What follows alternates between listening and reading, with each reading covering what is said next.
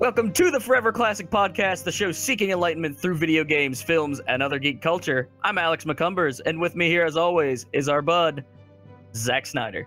How are you guys today? Everybody having a good time? Yo, today we have a front-loaded episode that is just fantastic. I'm so excited for this one. We're going to study Castlevania as a franchise, kind of talk about like where it succeeds, where it has failed in the past, and kind of where it's going. And also, we're going to be discussing this with our good friend Mark, Strizer86. Thank you. Appreciate you having me on the show. Now, just to start us off, why don't you introduce yourself to our listeners there, Mark? So, I've been playing Castlevania for quite some time, casually, of course. I'm a speedrunner, a Canadian speedrunner in the East Coast of Canada. I started streaming just over 2 years ago, and Castlevania was a speed game that I picked up not that long into those 2 years, but it's been on definitely one of my favorites and area specifically. But it's been something I have a lot of fun with. So I play a lot of speed games. I try and sneak some casual in from time to time, but I always get drawn back to the speedruns. Speedrunning is such a fascinating way to approach games to me. Like, just as somebody who plays, I'd say slightly above casual level, because I mean, I'm good at some of these old games, but I'm not like ridiculously good. Yeah, you know what? I think for me, it's the draw of really kind of challenging yourself and trying to one-up yourself. Like, it's fun to have people on the leaderboards that you can compete with and run against, but ultimately, for me, it's always the seeing the growth. It's rewarding, right? Mm-hmm. Just seeing that, like, you've improved, you've made this progress, and it's in a very tangible, like, concrete way. It's very measurable. Oh, green splits are my friend. Now, Zach, you've played a lot of Castlevania 2 in the past, right? Not quite that much. I've played Symphony of the Night extensively, and I used to own one of the old NES or SNES Castlevanias. Oh, so probably like Super Castlevania, more than likely. More than likely. All I remember are there were Gorgon heads flying at me extensively. Them damn Gorgons. But yeah, so last episode we had a post-E3 discussion. There's also a pre-E3 discussion. E3 was crazy. There was a lot of things going on, and we also had our guest Josh Pedroza with us. He's another writer from Marooners Rock, which is where I do most of my writing. And that was a fun episode. If you missed out on that episode, it's available on the feed, so just drop in, check it out. But for this week, we're going to really dive into Castlevania pretty extensively. We're going to cover some of the brief history initially, hit some of the major points. I know as far as like hunting down history, it's kind of shaky on Castlevania because there's the whole Japanese versus the American releases, and they're kind of handled differently. So like whenever you look up some of the information, I know I had a hard time struggling with just some of the naming and the exact dates and like who was behind it and some of the people behind it. So, I mean, there's a lot to unpackage. If we miss anything or get something incorrect, please send us an email or a tweet or what have you. And you can find us at the Forever Classic Podcast at gmail.com. Yep. And there's a lot of the history that was like retconned later by Konami and other creators, correct? Yeah, a lot of the canonical like lore details were definitely retconned through the years. I always think of Castlevania history like a chameleon. It's just ever changing based on whatever fits their current needs. They just That's keep true. going back and changing details and deciding what is and what is not canon, etc., etc. So, See, yeah. I know mentally I can divide like the 2D games into specific categories of like game feel, game style, and then there's the 3D entries that all have their own different feels. So I mean, there's a lot of play in what like I think of when it comes to particular sets of Castlevania games. They just need to make the Castlevania multiverse. Where they all just come in together. They tried that once. It didn't work. We'll get to that. That was a terrible fighting game. Let's not that did happen though. It did happen, and it was horrible. You know what? If they'd make a 2D fighting game, though, that would be some shit. But either way, so Castlevania started as Akamajo Dracula, which is also kind of roughly translated to Demon Castle Dracula. That was on the Famicom, and that's kind of where everything really started. I believe it was even on the disk system, which was the expanded RAM and such for the Japanese NES.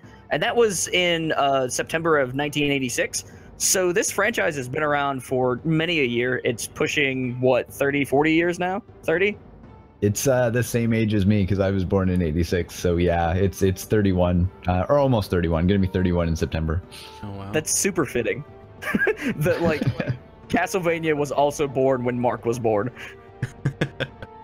It's destiny. That was a good year. Hey. What a year.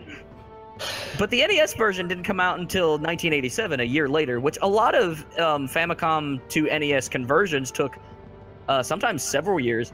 And it's pretty cool because that's the game that I grew up with. Our family had an NES, and the Castlevania version of NES was like one of the first games I had. So like I understood difficulty at a very young age, and it was super challenging. And like I used to play with my mom, and I could only ever get to Medusa. And I'd always have her kill Medusa, and then the third level we were just borked at. Like, we were horrible at it. It's not friendly, let's face it. The NES releases are tough. I mean, as somebody that went back and played them more so after the fact, like, some of the spots are definitely unfair in nature. But you want to talk about unfair, I started with Castlevania 2, and, you know, having to know to equip that crystal and just kneel at the side of that cliff until the tornado just randomly swept you away to another part. Yeah, let's go with that. Yeah, no, Simon's Quest was super strange. It has a lot of elements that carried over into the rest of the series for the better, but in its initial conception was just weird, cryptic, and didn't make a whole lot of sense. You're not wrong. I think I saw the description that it was made to sell Nintendo powers. Oh, wow. That makes sense. Now, did you get to play any of these NES games there, Zach, or was your kind of first one the SNES stuff? I want to say my first was the SNES stuff. I gotta like revisit like a little bit when my buddies got me into Symphony of the Night, and later on when I was living with Travis and Tanner for Lords of Shadow. We kind of like reviewed Castlevania history and tried to figure out the timeline then as it was changing. But otherwise, no, I never got to actually sit down and play the old one. Which the timeline's another interesting point of discussion we'll get to later. So yeah, Simon's Quest in '87, and then 3 years later we had Dracula's Curse, and Dracula's Curse kind of went back to the challenge-based like style of Castlevania 1. So it was, in essence, like it was more interesting to me as like a true sequel. Simon's Quest is a game that like I really struggle with playing, but again, I can see those elements carry over for the better, and some really just crazy ideas like the whole night cycle, the curse coming in and changing how the maps look and everything. That's a thing that like carried over into some really interesting game design. No. And it had levels. I mean, you could level up, which was pretty sweet. Yeah. And carrying that forward into the later trend, but yeah, it had a lot of things that were just kind of ahead of its time, as you mentioned, not implemented the best, but the core ideas are there. Mm-hmm. Which I don't think I've even played a lot of Dracula's Curse. I know I'm super familiar with the first NES one, and I'm like kind of familiar with Simon's Quest. Like I've seen a lot of it played, but Dracula's Curse is the weird one. What makes it weird? Just it was released kind of later because a year later we got Super Castlevania. That's kind of late into the NES life cycle. And because I was playing probably 3 or 4 years behind when it came to systems, I didn't, for whatever reason, I didn't get that Dracula's Curse, because a lot of the NES games that I had were picked up at yard sales. Like I rarely bought any NES game new. I don't even think I bought a Super Nintendo new except for maybe like one. So like I was playing several years behind. Okay. Now, was Castlevania 2 and 3, they were the ones that were predominantly like outside of Castlevania, correct? Not inside? I think number 3 kind of happens on the way to and in the castle. Like I think the idea with Castlevania 3 is, you know, kind of traversing your way, and that's why the selectable paths come into play and the alternate paths come into play. But I think you're correct. I think 2 and 3 both kind of work their way to the castle. 2, hilariously enough, there is not a single enemy in Dracula's castle, because I mean Dracula's castle has been deserted and you're putting all of his pieces back together. So ironically enough, Dracula's castle in number 2 has absolutely no enemies except for Dracula himself. Which is kind of fitting. Like yeah, that it kind of feels game lame, design wise, like you just kind of walk through a bunch of empty stuff, but like from a design perspective, looking back on it, I like that detail. I think that's interesting. It makes sense, but I mean, you look at it, it's just like, okay, there's just absolutely nothing. Oh, look, the boss.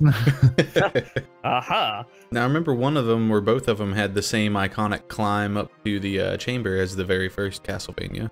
Yeah, 1 and 3 had that, and 4 carried that on as well, and a lot of them, to be honest. That staircase concept up to the final throne room. I feel like Symphony of the Night starts like that too. It does, yep. Yeah. Yeah. Now in 1989, we got our first portable Castlevania, and this is where Castlevania like really struggled on portable hardware. Castlevania: The Adventure. It was on the Game Boy. I only played it very briefly. I struggle with separating it from the other one that's on Game Boy, but it's like there are so many other better things happening with Castlevania on the NES that this game often is ignored. For good reason. Let's face it. I mean, I'm someone that put myself through that torture last October, and I'm going to tell everyone right now, don't necessarily spend your time with it unless you want to frustrate yourself. It's built in a way that's just not cohesive, because I mean, you get hit and you lose your power up like upon first hit, and as I was mentioning to you earlier, you can be at full health with full whip power-ups, and you take 2 hits and you're down to basic whip. So I mean, imagine facing Dracula, you take your first 2 shots and all of a sudden you're facing Dracula with basic whip again. It's definitely the weakest of the 3 Game Boy titles, and is very, very different from the Adventure Rebirth WiiWare that was released later. So definitely don't group the 2 together. Just avoid the Game Boy one. And for me, the Game Boy, like I spent a lot of time playing for whatever reason, the Jurassic Park game I had on Game Boy, and like the downgrades of Donkey Kong Country. Those are my earliest ones. And Kirby I really enjoyed on the original Game Boy. And of course, Pokemon was where I really understood that, hey, RPGs portable, that's the greatest thing ever. Oh, RPGs with 150 characters? Hell yeah. Yeah. So I didn't really get into because I was into Castlevania. I loved Castlevania on the NES, but for whatever reason, whenever this era of games was around, which, to put it into context, I wasn't born until 91. So a lot of these games, again, are things that I was picking up kind of as they were falling into yard sales and pawn shops. So I just never thought that there would be other Castlevania games. I kind of thought it was a one-trick pony. I don't know. Like, it never occurred to me that, oh, I have a Game Boy, I should get the Castlevania game. So luckily, I avoided this disaster. They've really kept the same format surprisingly fresh throughout a long time. I mean, if you look at the core, a lot of them are based in the same concept of whipping sub-weapons, your map, whether you can revisit it or not. But like, that same structure is really held true. I mean, you can compare it to turn-based RPGs, which you definitely don't see as much of anymore, but the Metroidvania style is just kind of it's remained true to them, and it works. It doesn't get boring and endearing.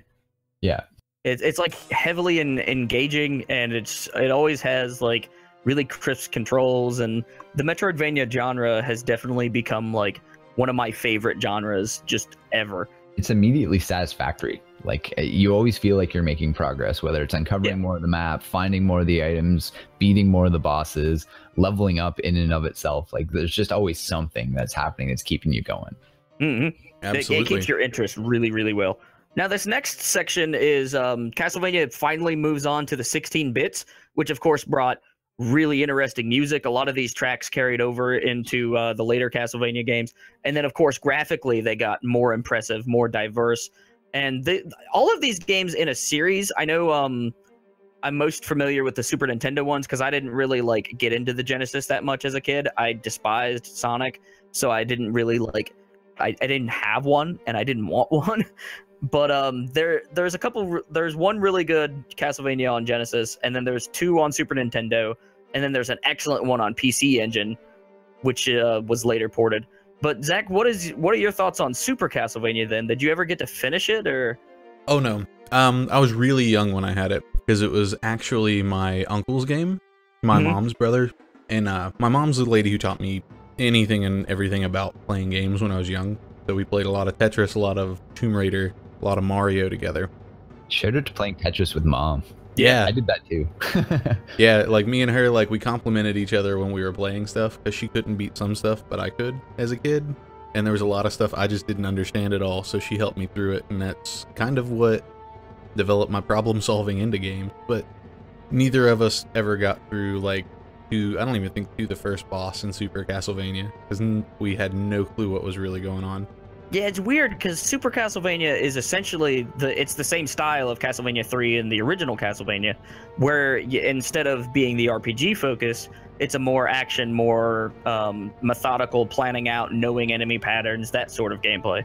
Yeah, even they got rid of the diverging paths that that number 3 had. It's really kind of streamlined back to basics, and it was kind of that's what it was supposed to be. It was kind of like the re-imaging of Castlevania for Super Nintendo and for the 16-bit era.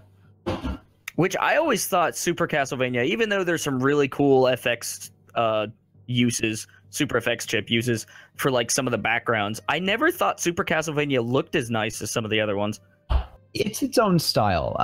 I almost feel like it was a few awkward design choices overall, and it doesn't seem as polished as some of the other ones. I mean, the 8-bit ones were limited more so by hardware. It's not a great representation of the Super Nintendo's visual capabilities.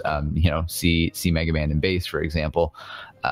But you have to remember, it's a very, very early release in the Super Nintendo life cycle, so it's really kind of testing the waters before they knew all of the capabilities. Now, the one mystery title, Rondo of Blood, on PC Engine, and I think it did eventually come to TurboGrafx, that is supposedly like a big turning point for the series.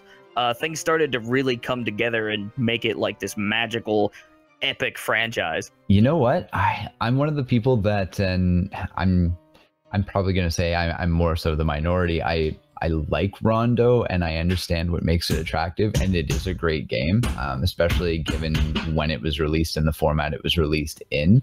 It's something that is definitely a step and above Dracula X on the Super Nintendo. It definitely has an edge over that.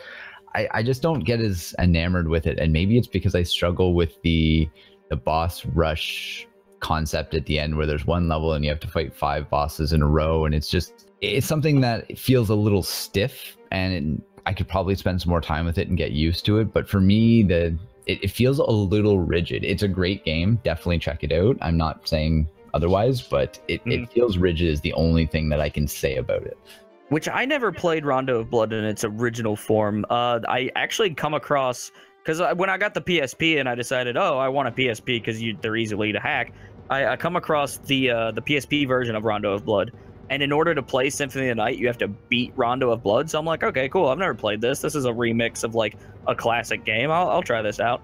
And it was like super hard, but I really liked that it was that kind of old style original Castlevania challenge. Wait, you couldn't play Symphony without beating Rondo? No. Yeah, on that particular release. Oh, that's actually really interesting. I'd never heard of that yet. Yeah, because even whenever that PSP release come out, like Symphony of the Night was slated as one of the better Castlevania games, right? So it was like, all right, we're going to give it to you, but in order to do that, you're going to have to humble yourself with Rondo of Blood. Which is great. I mean, if you're thinking about it, you're into the later lifespan of games where DLC was becoming a thing and a trend. And I mean, you know, we were talking about unlockables. It's nice to see something that's an actual unlockable feature. Yeah, and it's a whole like classic game. Like, that's so cool. I love that kind of stuff. Whenever they can include little things like that, even something as minor as just porting over a game, like in the PS3 Splatterhouse, you can play the old Splatterhouses. And like, I always thought little details like that was super cool. Now, I didn't play Bloodlines yet on the Genesis, so Mark, you might have to kind of go it alone for this one. You know what? I'm actually with you on that one. Castlevania Bloodlines is, I think, excluding mobile games, we'll say, I think is the only Castlevania game that I've actually never played. I don't have it on original console, which I would like to own at some point in time just to add to my collection. Right. And I've watched Jaguar King actually run it from time to time, but it's not one I'm overly familiar with. I know it features, I believe, Jonathan, who is also in Portrait of Ruin, and I don't know if it's his grandfather of same name or something like that, because it's the Morris family, and the Lacard family as well, which I know the Lacard character has like the Alucard spear. But to be honest, other than knowing it's similar to the classics in the fact that it just all progresses in one direction, it's more of that arcade style feel, it's your classic platformer, it doesn't really diverge too much from it other than the fact that it's one of 2 characters you get to select. I know like the most I know about Castlevania Bloodlines is that it's highly collectible and pretty well sought out after as a Genesis title. There's a reason I haven't added it to my collection as of yet. Yeah, it's hard to get, it's expensive, and getting it complete is even bigger challenge. Yeah. Now, there was going to be a Genesis 32X game for Castlevania. There was talks of it. They recently discovered some sprites, and there is a fan game that is being made like with those sprites and kind of like what they assume the game would kind of be like. You can look it up pretty easily by just doing a quick search on Castlevania 32X game. It's an interesting project. I don't know if there's actually a playable like version yet, but there's something going on with that. And I think that as history moves forward, we're going to hear more about this kind of like lost Castlevania game. First I've ever heard of it, so definitely keep me in the loop on that one. Yeah, I love keeping an eye on ROM hacks and things coming out of like history, because they just recently found the Rayman prototype and released it for everybody within the past year. Oh wow. Rayman on Super Nintendo. It existed. It was almost done, and the guy who makes Rayman was just like, "Oh, I found this. I need to like put this on the internet, I guess." And people are like, "Yeah." And you can play like a little bit. You can see like what he was going for, but it's definitely not like a fully playable game. Have you guys seen Star Fox 2? Yeah. That's a big like topic right now. Because like 95% completed when they decided to scrap that in lieu of Star Fox 64. Like that game was pretty much done, and obviously so because they're releasing it on the SNES Mini or whatever. But that I love little things like that where things kind of disappear into history. Like the Primal Rage sequel was recently discovered as well and is now playable. I didn't realize there was so much stuff that people would get like all the way to the end of and then be like, nah. Yeah. We're done. We've spent, weeks, months, maybe a year or two on this. We'll just start something else right now. I mean, I guess at the end of the day, as long as you're getting a paycheck, because I mean, that come from the higher ups of like Nintendo or Konami or whatever. So at the end of the day, they were working and getting paid. Yeah, I mean, honestly, I would probably be like, but it's almost done. Well, you're getting paid to do this. All right. Pay me some more and I'll do whatever you tell me to. That's my job. Yeah, I guess this is what we're doing. We're going to kind of gloss over Dracula X because I do want to move through this history list pretty quickly to get to some of the more broader strokes. But Dracula X is another Super Nintendo game. It's kind of a port of Rondo of Blood. It's not nearly as good, a lot of people say. It is there. It's another highly sought after Super Nintendo game. It's kind of hard to get a hold of. In 1997, one of the big shifts in the franchise happened. Symphony of the Night was released on the PS1. It bucked the early 3D trend that every game company was seemingly chasing in favor of a very crisp 2D style with really tight artwork and sprite work, and then with some 3D elements in some of like the bosses and some of the environments. And Dracula X is the predecessor, like storyline wise, to Symphony, correct? That sounds right. Maybe. Because you're the start of Symphony says end of Bloodline, so I'm not sure if that's supposed to tie in with the Genesis one, to be honest. But I mean, yeah, it's essentially the start of Symphony is supposed to be the end of a game where you're playing as Richter and where he kind of gets possessed by Shaft at some point, hypothetically, after he defeated Dracula. And it's got a really interesting intro because you start as Richter and you make your way up to the top of the castle and you fight Dracula.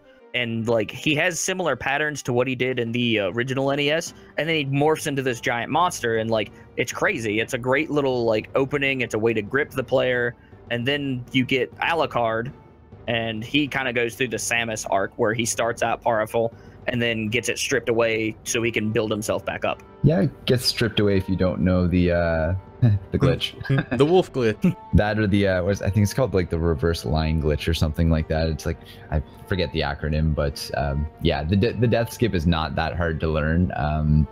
And it's neat to note that what Alucard starts with, and both stat wise and item wise, actually depends on your performance as Richter in that Dracula fight and leading up to that. I was not aware of that. That's an interesting touch. Yeah, his HP and items can vary. So you actually, in the speedrun of it, what you do is you make sure that you collect, I think it's 41 or more hearts to get the heart refresh and the napalm bomb. So you need to also end the fight with 0 hearts as well. So you make sure that you grab a certain amount and then you expend all of them to make sure you get the heart refresh when you start as Alucard, and the neutron bomb, which allows for the death skip. This is why I love speedruns, because it unveils little interesting nuggets of information that we otherwise probably wouldn't be super aware of in Castlevania. I didn't know it until I saw the run. Now, did you guys actually get to play the PS1 version?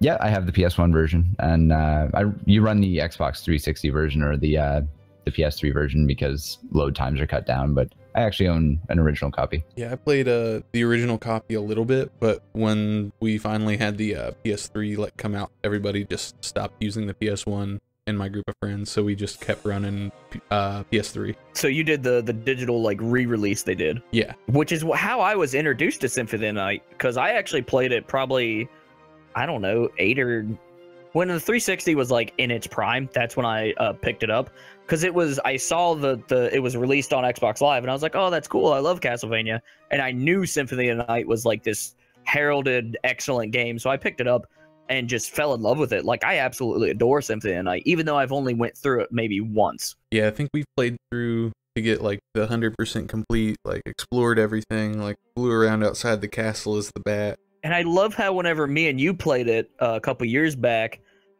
Travis would stand in particular places and wait for a certain amount of time, and then items would show up or something weird would happen. I love the little interesting world building going on in that game.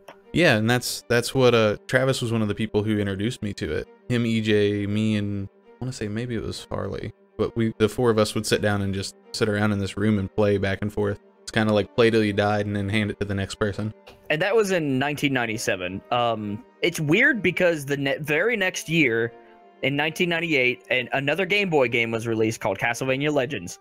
And you play as Sonia Belmont, who was the first female member of the family. And it was not a good game, was it, Mark? It was not a good game. It's not as bad as the adventure. Just looking at that and looking at the two dates, my mind immediately goes to, wow, the Game Boy had a long lifespan. Yeah, that's a 10-year span between Game Boy releases of Castlevania. That's crazy. Yeah, Legends is definitely more fair than the adventure. CV2 for Game Boy probably is the best one of the three, which has more of a Mega Man feature because you get to select one of 4 castles and whatnot to go at the start, so you can actually pick your levels on in a Mega Man style box screen. But Castlevania Legends, it's not bad. There's nothing really that noteworthy about it. You can pretty much gloss over all of the original Game Boy Castlevania titles, and there's nothing phenomenal. Yeah, I know. It's interesting because apparently it was really slammed critically, and Igarashi said years later in a couple interviews that was his least favorite game. He called it an embarrassment, and then it was removed entirely from the series canon. So Sonia Belmont doesn't exist except for in is she even in Judgment? I don't know if she is. I feel like she is, but I don't know the game well enough, which I am happy to admit.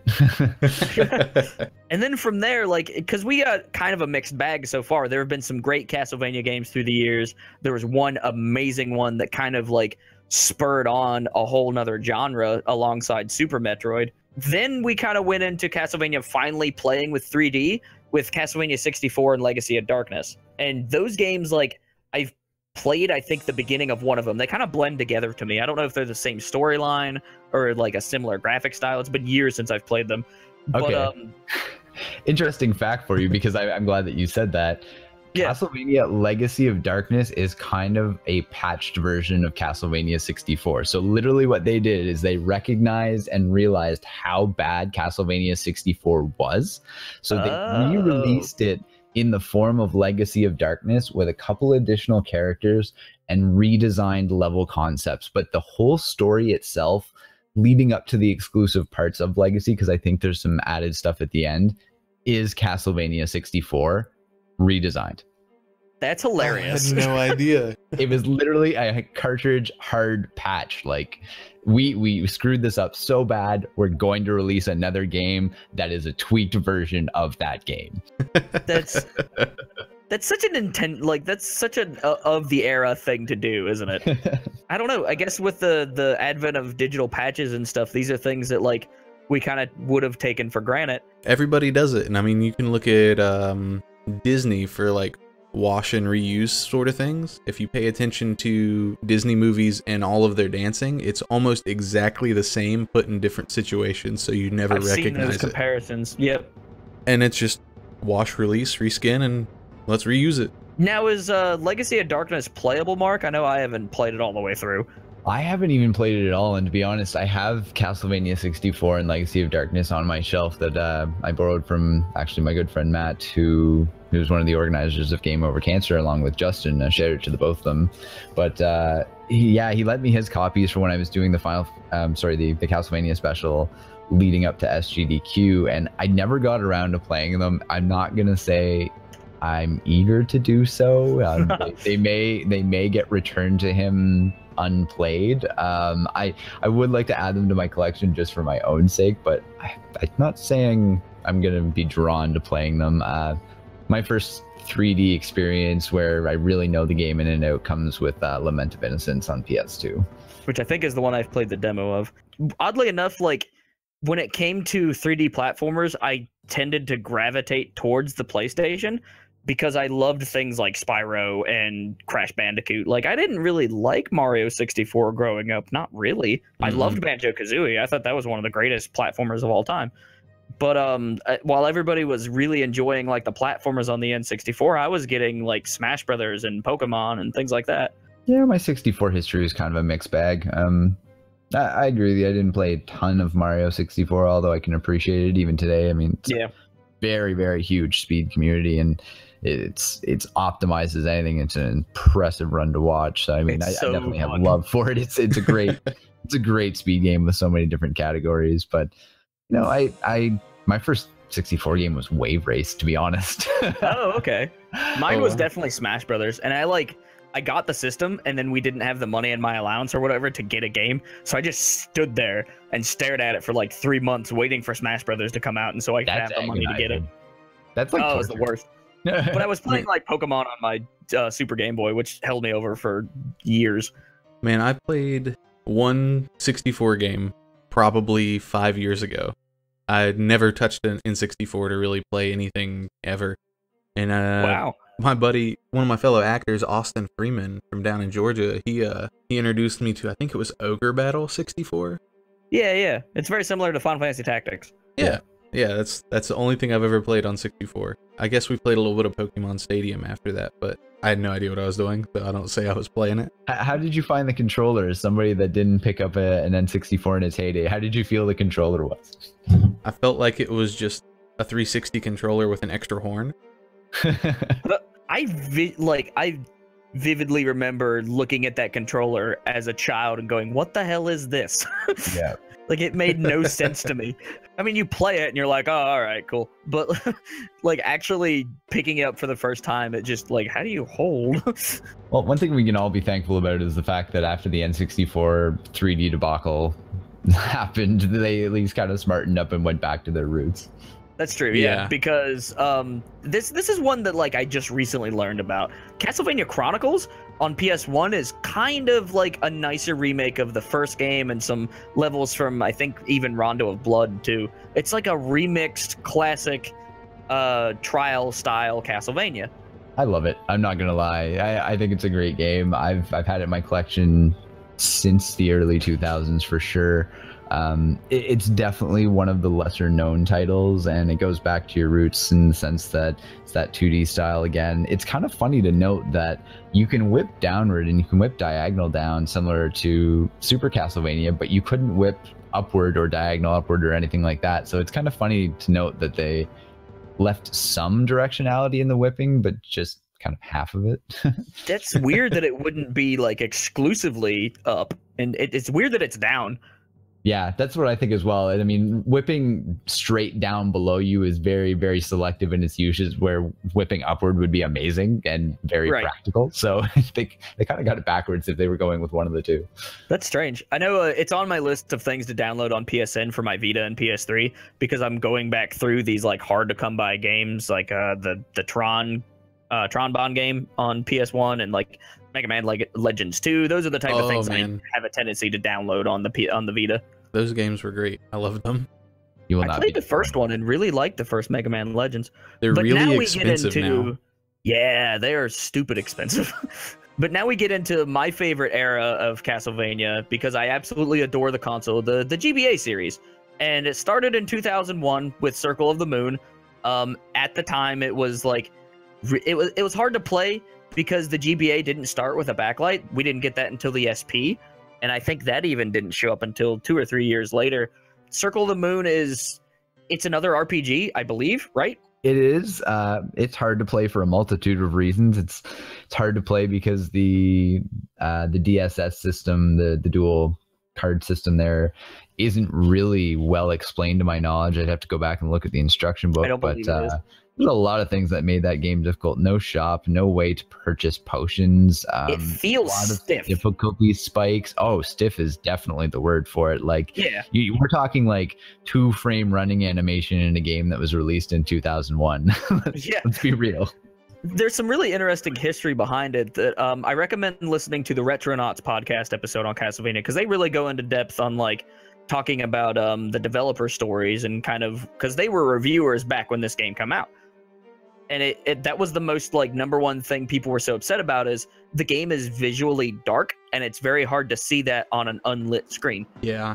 But I feel like the overall reception for Circle of the Moon got slightly better when things like the SP was more available, and then of course playing it on emulator and things like that. So it's not nearly as bad as whenever it first initially came out, I believe, as far as like people's mindsets. Yeah. It's not my favorite by far. Like, yeah, I only play it because like I love the GBA and I'm like, oh, I want to play something Castlevania that I'm not used to. I guess I'll try to go through this. I kind of, it's like a mediocre fast food restaurant. I'll probably go back to it every once in a while to remind myself why I don't go back to it. Yeah. Now you've run this game before, haven't you there, Mark? Sorry? Have you done a speedrun of Circle? I tried to do the any % magician, which is an absolute ridiculous category, which simply involves clipping through and zipping right to Dracula. You start in Dracula's room after you zip through, and you actually kill him from on top of the ceiling using bones, and you gain 16 levels. So after doing a few zips immediately after dropping down that initial corridor and getting into Dracula's room, you literally have to wait for 16 level up notifications just to fight the final form of Dracula, who is likely going to kill you in 2 hits. That's interesting. So yeah, no, I didn't put too much time into it. Maybe if I were to look back at it, I would probably look at the all bosses category, but it's just not high on my to-do list. You know, I would probably go back to Harmony before I'd go back to Circle. Now, Harmony's the one that, like, mentally, it's hard for me to distinguish between the other ones because, like, I've played a little bit of Harmony, but I don't remember what it's like for whatever reason. You know what? Harmony, despite the controls not being as tight as Area and being a little bit of a different graphical style, which is not the smoothest, but I mean, it works well enough. Other than feeling a little bit floaty in terms of the controls, Harmony is a well-structured game in the sense that, and this is something you don't learn until partway into the game, is the fact that there's 2 sides to the castle. Essentially, it's kind of like a good side and an evil side. So it makes for a big map if you love something like Symphony of the Night, where it had lots of area to traverse between the regular castle and the inverted castle. This is kind of a similar effect. The maps and the layouts are pretty much flat out on top of each other, so the layout of the 2 castles is the same, but the environments and the enemies and the bosses that you'll fight are actually different. So that's kind of something that's neat about the all bosses category, is you're doing zips in that category, and not only does it take you to a different location, it flips what side of the castle you're on. So it makes for a really unique speedrun because you're zipping technically in 2 ways to different spaces and between 2 different castles. I bet that's really interesting to watch. And for those of you who are unaware of kind of the vocabulary behind Castlevania speedrunning, the act of a zip is sort of like it's a placement glitch, right there, Mark? Because it basically takes you from the entrance of an area to the entrance of another area that are not connected usually, but are connected in like coding or something, so you can do something to manipulate it and jump to that area.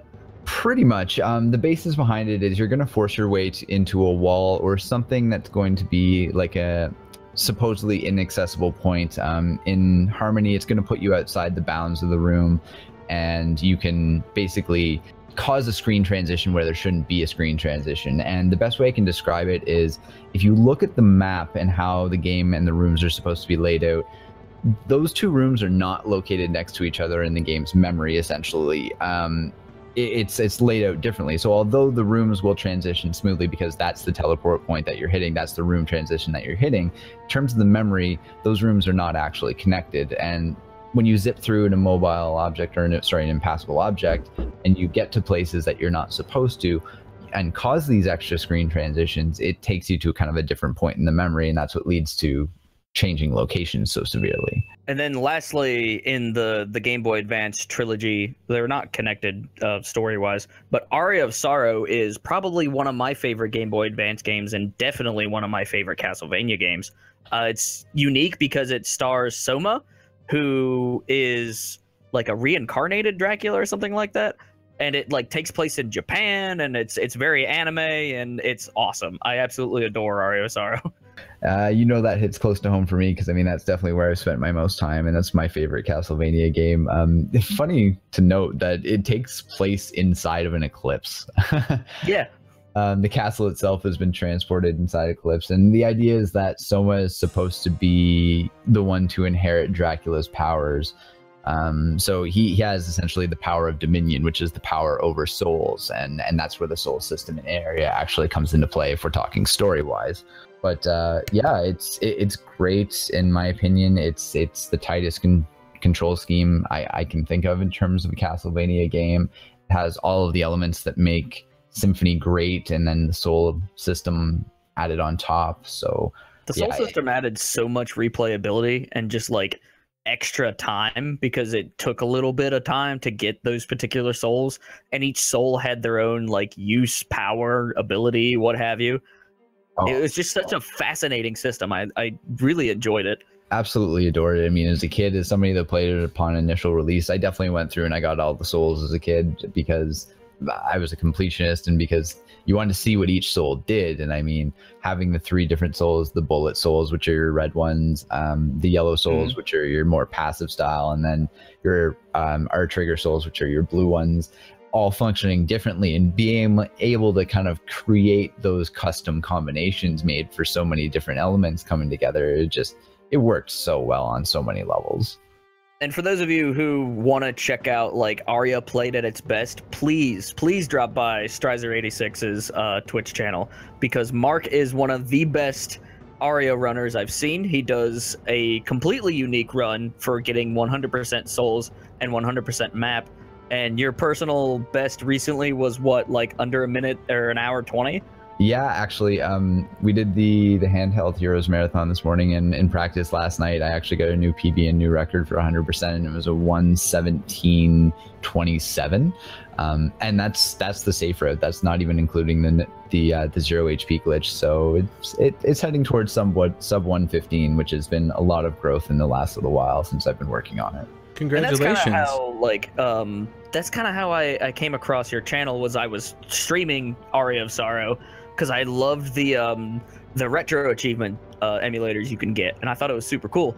And then I was like, I wonder if anybody else is playing this. And then here's Strizer playing this game like a madman and just crushing it at any percent, and then slowly working his way towards the 100% run. And like I got to watch you kind of develop all these different manipulations, which guarantees you getting these souls. I think it's been an amazing category to grow, not only personally because it's the first time I've done a run that I'm not emulating something else that I'm watching someone else do. You know, it's not the same as picking up a run and learning it, because you're crafting each individual point and your brain works a little bit differently. But I love the level of support that has been shown for the category, not only from the area community, but from the viewers as well. And a lot of people have noted that exact same thing. They're like, man, I remember when I used to watch you and this run was over 2 hours. And to see how much it's tightened up and to see how much you've been able to grow it and how much work you've put into it, there's a huge level of appreciation that I feel from people that watch it and that hang out. It's definitely one of my busiest points on my channel because, as you mentioned, it's something that you really can't get anywhere else. No one else is actively doing it, although I've made tutorials available should anyone like to learn. It's, for me, getting to see all of those little bits and pieces that the other categories don't show off because the other categories are so short in nature. And, you know, having it recently accepted into Handheld Heroes was, you know, a great moment for me, because it not only kind of helps, again, cement and validate the category, but it's my first marathon, and it's the first time it's been seen in a marathon. So to have all of those firsts kind of come together this weekend was really exciting. Yeah, I'm kind of bummed out that like it happened so early in the morning and I missed it, but I'll go back through and watch the video archives. Oh God, I got up earlier for the run this morning than I did for work all week. Now, Zach, did you get to play any of these GBAs? Honestly, no. I didn't even know that they had handheld until, I don't know. Probably the DS area. Yeah, I guess in the DS area is when I first realized that there was a handheld Castlevania, and then that there were plenty more before that. I know the only reason I even picked up Aria of Sorrow was because I like knew Dawn of Sorrow was getting great reviews, and like I picked it up later on, and I loved Dawn of Sorrow and I loved Soma, and then somebody like at random was like, oh yeah, he was in Aria at first, and I was like, what? So I went to play it, and then that's how I ended up streaming it. And it's in my opinion, I like Aria way better because it's a single screen, it's more tight. It's just one of my all-time favorite Castlevania games. I agree. As much as I appreciate and love Dawn in its own right, the magic seals are a little bit of a struggle, and I mean, there's just a few elements here and there. It doesn't feel like the same type of game. Like the controls and the way they feel are definitely different. I think the downfall of Dawn is in the fact that it was in the earlier phase of the DS, so that attempt to highly utilize the secondary screen, which may not be necessary, just because of the fact that they can. And I think that was kind of the biggest downfall of Dawn, in my opinion, is the fact that they're like, okay, we have this second screen, we have to use it, let's put in touch functionality, let's do everything we possibly can with this new hardware. And it doesn't exactly show well because of it. Yeah, it doesn't carry as like an actual classic as fully playable at any other point in time. Because a lot of these games that we really enjoy, Symphony of the Night, Aria of Sorrow, the original Castlevania, you can unplug these from their time, plug it into the modern era, and I think they're still completely playable and highly enjoyable. But Dawn of Sorrow does have that holdback of the weird touch functionality. You know what? It's funny. Someone didn't. I didn't pick this up until recently when someone mentioned it to me. They're like, it was to prevent piracy. It's something that they put in because the touchscreen was a function. Is how are you going to do that on an emulator? Well, I can let you know, as somebody that has played it on an emulator, it's absolutely horrendous to try and make some of the later magic seals with the mouse. No. So, you know, I never put the two and two together that that's something that they could have implemented, even just on the basis to prevent people from emulating it. That's an interesting point. Yeah, that makes a lot of sense. Because I know there's some really quirky ways to do anti-piracy. I know a lot of PC games would detect if it was a cracked copy and then drop like this uber powerful enemy that just chased you around the map. One of the Serious Sams does that. Yeah, it's like this weird scorpion god thing. Right to the end, and then just before the end of the game, it's like, oh, you're playing a pirate copy? Nope. Yeah. Now, this next era in 2003 and 2005, we have Castlevania still kind of struggling to get its feet in the 3D space. Lament of Innocence on the PS2 in 2003, and then Curse of Darkness in PS2 and Xbox. And I'm not super familiar with these. Like, I know that there's some elements of Aria that kind of transfer into Lament of Innocence, because I played the demo, and I thought the demo was kind of addictive. Like, it's interesting, but I've never played the game in full. They're very different. Lament is talking original storyline and original time frame. To my knowledge, at least last time I checked, Lament of Innocence was actually the start of Castlevania. So it is the origin stories, if you will. It's supposed to be the creation of Dracula, obviously aside from the reboot, Lords of Shadow. But they're two very, very different games in how they handle. I mean, Lament of Innocence, you're playing a whip-wielding character, Leon Belmont, I think it is. The name escapes me at the moment for some reason. I'm like 90% sure it's Leon, but you know, it's not a bad game. It's definitely a step and a half above the 64 titles. Curse of Darkness is different in the sense that Curse of Darkness was kind of more so about multiple weapons, and even more so about familiars. So you would unlock different familiars and they would level up based on gems that you would collect from enemies. But depending on the type of weapon, meaning like sword, axe, things like that you were using to kill the enemies, it would take a different level up path. So it almost kind of like, if you love Pokemon, check out Curse of Darkness. It's basically like having your own little helper that you can evolve depending on what you want out of it. It's very long. There's a ton of content and the maps are huge, but I don't necessarily feel like it's huge for a purpose. I feel like it's huge just because it can be, and not because it's loaded with stuff that you should be or have to do. That's the one that I've played the demo of then, because I remember the different weapon types and the familiars. That would have been the one that you played. It's not bad. I mean, it is what it is. Yeah. And it tried to do something different, and like I said, still a step and a half above the N64 titles. It wouldn't be something that I would rush to go out and do and put on my to-do list if we're talking about games that you haven't played in the Castlevania series. Zach, did you get to play any of the weird 3D era here? I did not. Like, most of my Castlevania experience lies with knowledge in Lord of Shadows and just with Symphony of the Night. Otherwise, it's just stuff that I've seen, but I haven't got to actually play. These next 3 games I highly recommend for you then, because I know you have a 3DS. These 3 titles on the Nintendo DS, to me, have some of the best game artwork. All the sprites are fantastic looking. All the backgrounds are amazing. Some of the characters are just really well designed. We have Dawn of Sorrow, which is the sequel to Aria of Sorrow. It has Soma. It's a fantastic game. Of course, we touched briefly on its major drawback with drawing the patterns after each boss on the touchscreen. And then there's Portrait of Ruin on the DS a year later, and then 2 years later, Order of Ecclesia. All really strong. All have held up respectably, despite the drawbacks of Dawn, as we mentioned. Portrait, I started to have some serious love for after I started doing a little bit of the Any% run, which again involves zips and is pretty crazy in its own nature with a few little exploits. But I really enjoy all 3 of them. All 3 of them stand strong in their own right. They should still be pretty readily available, and like you mentioned, you can play it on current hardware. So it's definitely a good buy-in for anyone that's looking to invest and wants to place more of the series on the actual hardware and maybe add to their collection. I would recommend any of them.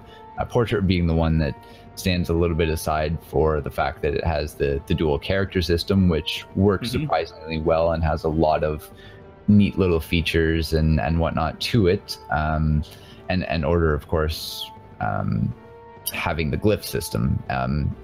All trying to do their own thing, but I mean, all holding up strong and all aging well. They're not necessarily that old as of yet, though. I know Portrait and Order are the 2 games that I've played the beginning and probably the first 2 or 3 hours, but never finished. Dawn of Sorrow I definitely finished, and I hungered for it. I love that game. And then I know in Dawn of Sorrow, once you beat it, you unlock an additional character. I don't know if that's the case for any of these other games. Now, Portrait and Order are both ones that take place in a timeline with the Belmont kind of MIA, correct? Correct, yeah. Portrait of Ruin, you're going back to the Morris family, and you're playing as Jonathan and Charlotte. And then Order of Ecclesia, there is another character besides the main character. His name is Albus. So you do unlock Albus mode with Order once you complete the game. Ooh. I'm trying to think Portrait in terms of extra characters. I think Portrait is the one with the old axe armor. Yes, you unlock axe armor, the sisters, the 2 vampire sisters. I can't recall their name, to be honest. I'm not that in depth with the details of Portrait because Any% is only 16 minutes long, at least in my run. But yeah, there's I think 3 extra character modes at least. Oh yeah, there's Richter and Maria in Portrait. I always forget about that. There is Richter and Maria in Portrait. You can play as them. Really great extra mode, actually. The Richter run is pretty solid. I love this era of Castlevania where there's all these little things like boss rush and the extra characters and different ways to approach the game. That's some of my favorite aspects of this DS trilogy. Once again, unlockables for the win opposed to DLC. Absolutely. And there are some digital games that we're gonna kind of gloss over in a couple like mobile phone games. You can find those in like the wiki list of every Castlevania release, and some of those are kind of interesting. Like the one that they had on 360 and PS3 that was a multiplayer Castlevania. It was weird. Like I remember downloading it and not knowing what was going on, but you could play as Soma and Alucard, so I was like, ah, cool. Harmony of Despair is a little bit unique because it's up to 8 players, and you're exactly right. It's an online, play together style system because it's not obviously a local multiplayer. And if you're going to try and solo that thing, good luck on you. It's not really meant to be played as a single player. So unless you have a whole bunch of other people willing to dive in with you. And there were some re-releases and like digital releases on, say, like the WiiWare. I know there's one notable release on the WiiWare, and then there's Adventure Rebirth. Yeah, you know what? That is a great little standalone game in its own right. Don't at all compare it to the Game Boy game because it's actually really decent, and I like the music. I like the way it went. It's pretty simple. You're still playing as Christopher Belmont, and it just very much feels a lot more polished, and it does not at all follow the format of the Game Boy game, despite the fact that they decided it should share a name with it. And it's sad because I'm pretty certain the WiiWare titles are dead in the water right now. I don't think there's a way you can go in and re-download them, is there? You know what? I actually pulled it up. I didn't remember all of the different WiiWare and digital downloads I had because when I was planning on doing Castlevania month last October, I was looking into how can I get my hands on all these extra titles. And the Wii download store is actually still up and running. You can still go download the WiiWare stuff and whatnot. To my knowledge, they have not closed the shop. So the shop you can still get stuff. It's just the online functionality you can't do anymore because I know that got shut down. Yeah. In terms of the actual WiiWare and online functionality, I mean, I know I was able to go back and download it because I definitely didn't have it on my hard drive, and I downloaded it on my Wii U because the Wii U has that mode where you can basically open it up as the Wii. Yeah. That's where I downloaded it, and I mean that was just last year. That was 2016. I was able to get it, and it's WiiWare. Oh, that's cool. Yeah. And had you already purchased it, or did you make that? I had. I completely forgot this ridiculous backlog of digital downloads because I had also apparently purchased and downloaded Rondo and Dracula X and even the Contra Rebirth one as well, which is also WiiWare. So yeah, I discovered at that point in time when I was looking for all these extra games that I owned all of this digital content that I had completely forgot about. That's kind of awesome. Just like being pleasantly surprised by owning all these things. Halloween present.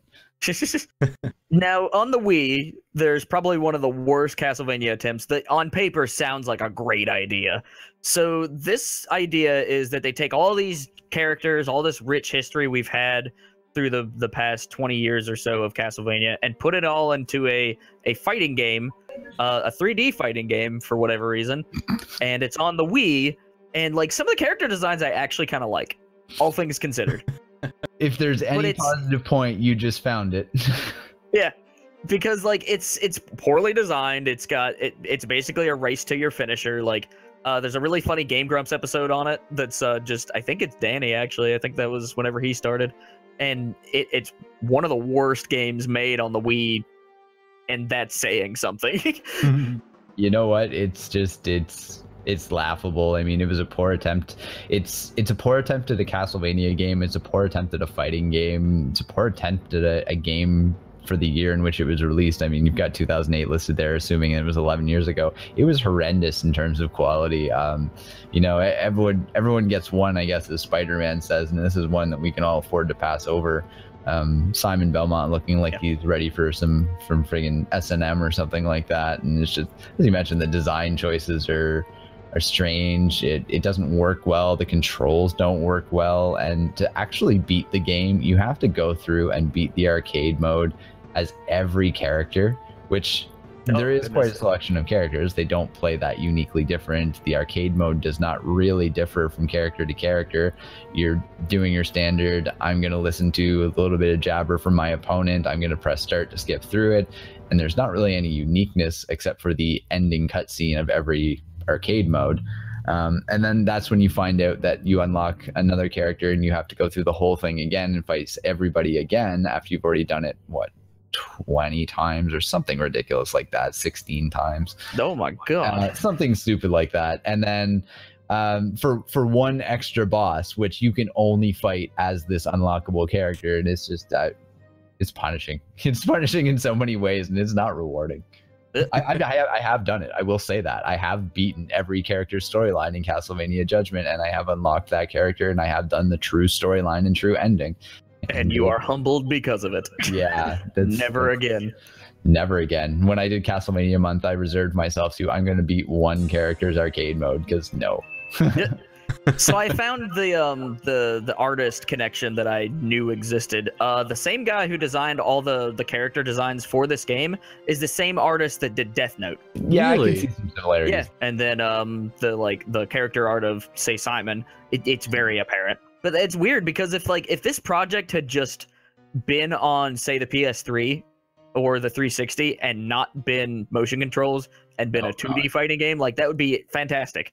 Like just no motion controls alone would have made a huge difference. Yeah. Get access on the phone. We've got a new project for them. It's not just Dragon Ball Z games you guys can make. Let's take it to Castlevania.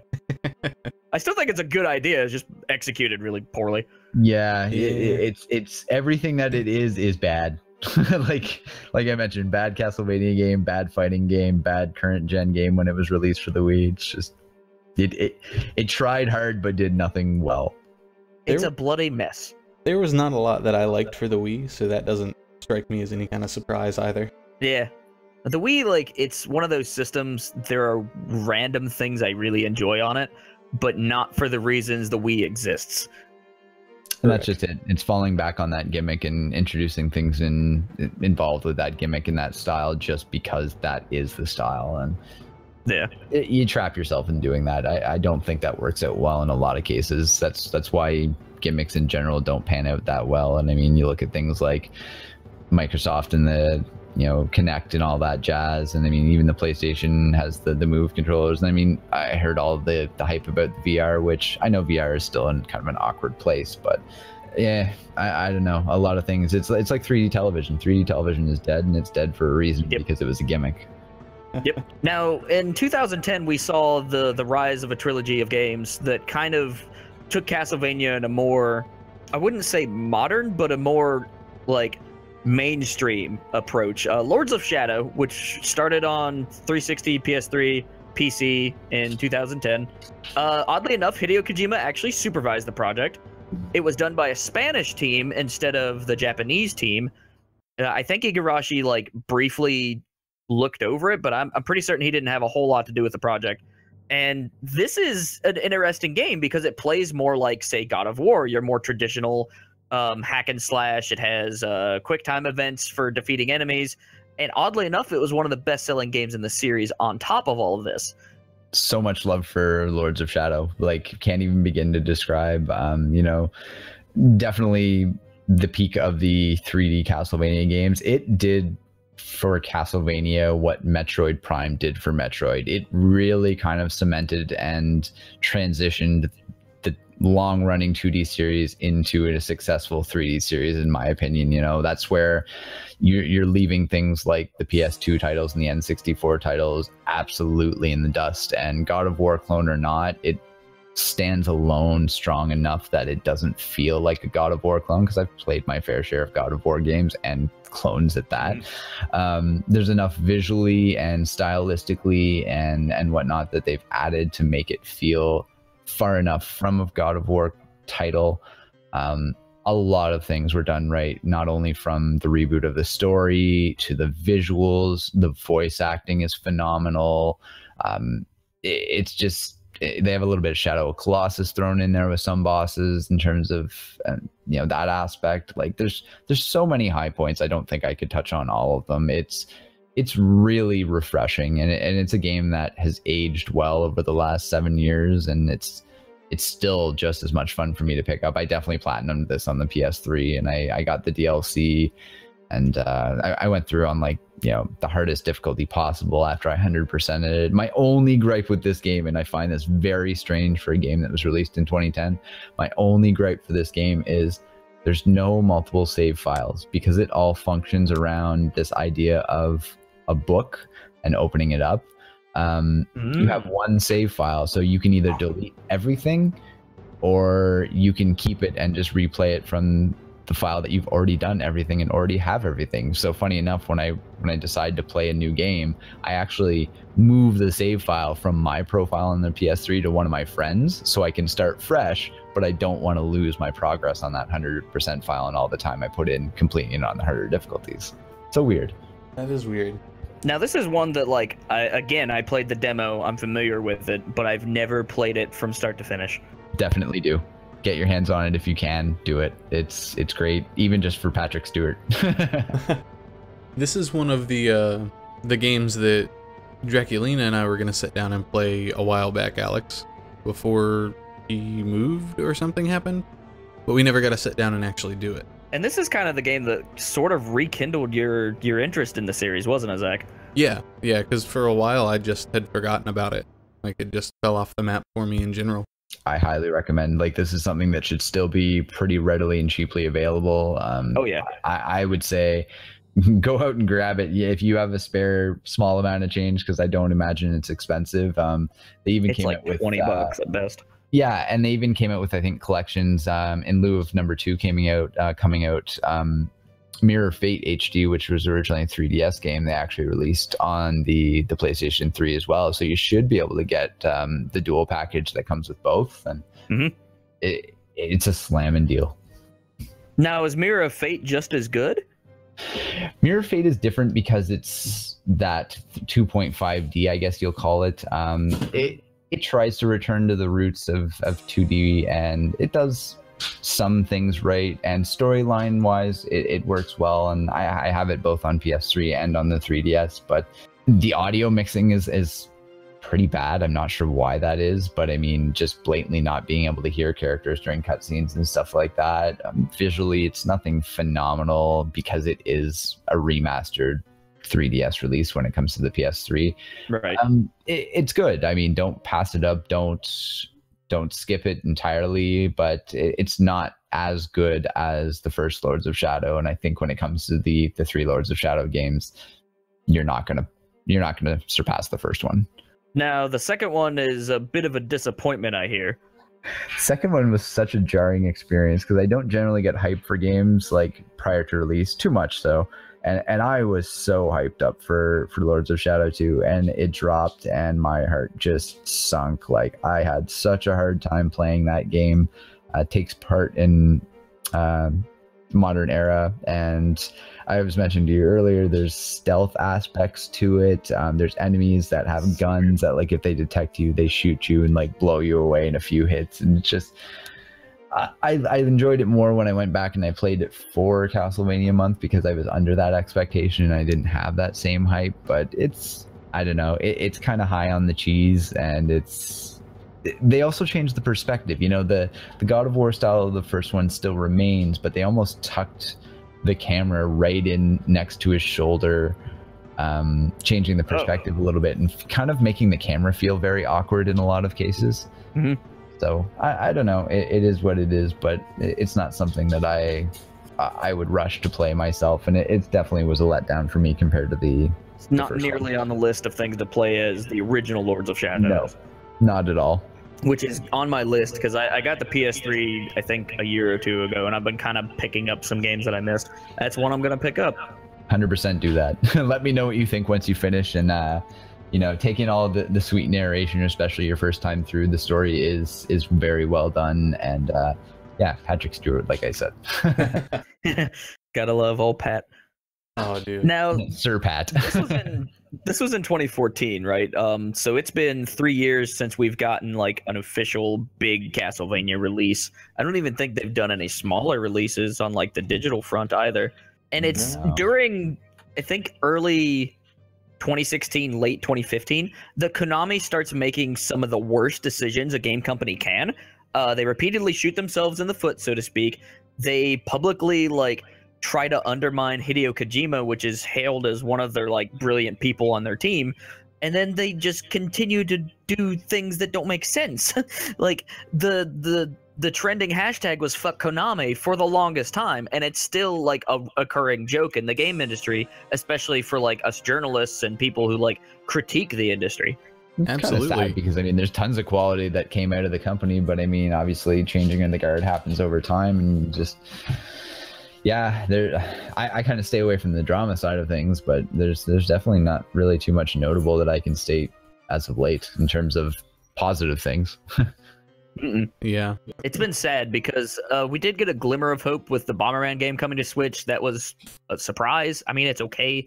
It's not like a fantastic Bomberman game. It's not even a fantastic game, period. But you know, it's average. It works, I guess. Just Konami in general, they've started taking their biggest franchises and putting them on pachinko machines. Like they put Castlevania, like an erotic version of Castlevania, on a pachinko machine. That's very off-putting. erotic Castlevania pachinko. Yeah, it's a thing. It exists. All right, That was let's the go sentence play in some 2017. sexy pachinko, guys. I mean, I'm sure that's kind of a subgenre, but like they even did the same thing to Metal Gear Solid 3 with like these gorgeous pre-rendered cutscenes that like it's kind of clear they could have taken that and turned it into like a full remaster. Priorities, I guess. Yeah, I guess pachinko is just making that much money in Japan. Like I don't know what the deal is. I have no idea. And apparently they want to focus more on mobile games as well, which boggles me. Yeah, I'm a little confused too. But I don't know, maybe in the long run this will be good for Konami, because say 5-6 years down the road, Konami just comes back with a resurgence. That could be huge for them because they have all these people who have these fond memories of their titles. Maybe they'll just get bought out. I would love to see them sell Castlevania to like Square Enix or Capcom. Yeah, I think those two Yours made it companies... close to my heart.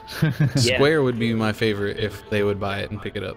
Well, they would treat the game's art direction really well, but I think Capcom would treat the gameplay even better, That's fair. as far as like keeping it as an action game. As much as I have love for Capcom, do you want to see 10 versions of something come out? Oh, that's true. Yeah. I don't know. I look at the Street Fighter games and I love the current direction of Street Fighter, but I was a little bit off put after the Street Fighter 4 release, and then the other Street Fighter 4 release, and then the other Street Fighter 4 release. It became like a recurring joke 6 months later. Oh, what's coming out this year? Street Fighter 4 for sure. Yeah. All the It's got, love in the world for Capcom, because I mean, I'm a huge Mega Man fan and runner myself. yeah. I mean, Same. yeah. Yeah, Strizer is also a Mega Man runner. Exclusively Castlevania and Mega Man, right? Are there any other games you run? You know what? My most recent speed game has been AM2R, another Metroid 2 remake, which is a phenomenal fan game. What an I've been trying to broaden my horizons a little bit. I also put in a lot of time to Link to the Past. So Yeah, I did see that. I did some Final Fantasy runs as well. So I mean, there's a lot of variety in the last couple of years. I think I did the math last time, and I did over 50 speedrun categories across more than 30 games. Mainly Which is incredible to me. Castlevania, Final Fantasy, yeah, those types of games. But The Final Fantasy runs are interesting too, because the way you like exploit the systems. I was so stoked to follow a Final Fantasy run on PSP this morning, because that was a run I put a little bit of time into. It's a really great run. It's tons of fun. It's not that difficult to learn. There's great guide and setup for it. But yeah, I mean, it's not the long runs. I mean, when I go to run Final Fantasy games, I definitely run the more moderate Final Fantasy games, and I did learn Final Fantasy 6 for the 12-hour challenge. But Right.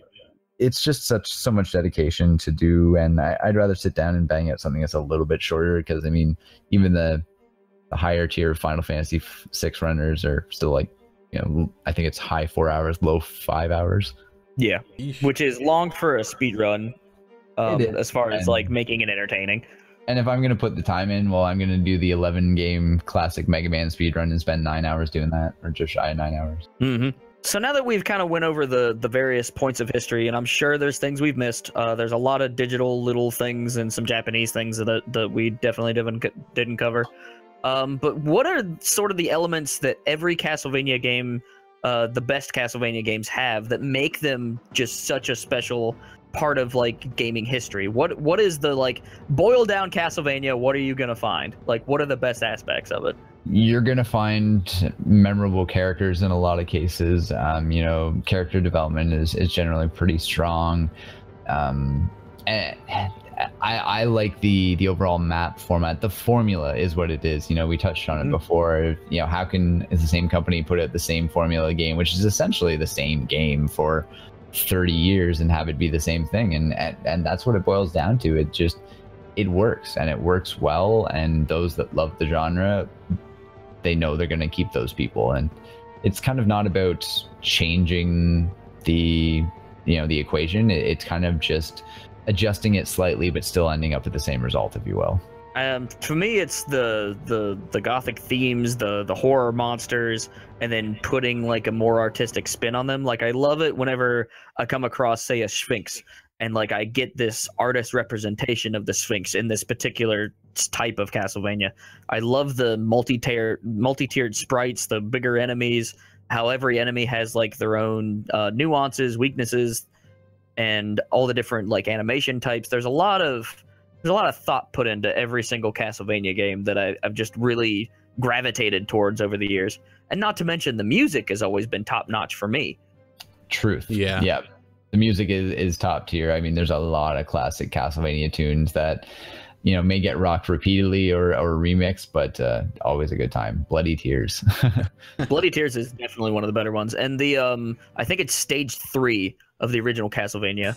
I really like that tune too. We could go on all day about good music when it comes to Castlevania. Yeah. They know how to rock a chip tune. And a lot of these soundtracks and stuff you can even purchase in like the actual official OST soundtracks. You can get them printed in vinyl, which is big right now in collectors. There's just a lot of different ways to enjoy this music. All right, now, what's interesting too is the some of the best games of the franchise we've already covered throughout the history. Of course, you've got the greats like Symphony of the Night, Aria of Sorrow. Apparently Lords of Shadow needs to be mentioned as well. And then of course I have to make an original NES shout out. That's the game that got me into Castlevania. It's one of my earliest NES memories. Like, those are the 5 games. Like, if you've never played a Castlevania game, you have to pick up one of these 5. I think we touched pretty heavily on the worst games already as well, to be fair. Avoid the majority of the 3D titles, but specifically the N64. And did someone say Wii game? No, we're not talking about the Wii game. Never happened. Let's pile that in with the Wii shovelware. Shovelware? Yeah, the act of making a game specifically just to get it out for a quick buck. Ubisoft were really bad about this with a lot of their like children games on DS and Wii. Gotcha. Though if you do a like complete Wii collection, there's like 40% of it that's shovelware, like 50%. It's ridiculous. Speaking of shovels, and I feel this needs to be noted because I mean we're talking about Castlevania, it definitely has some of those elements.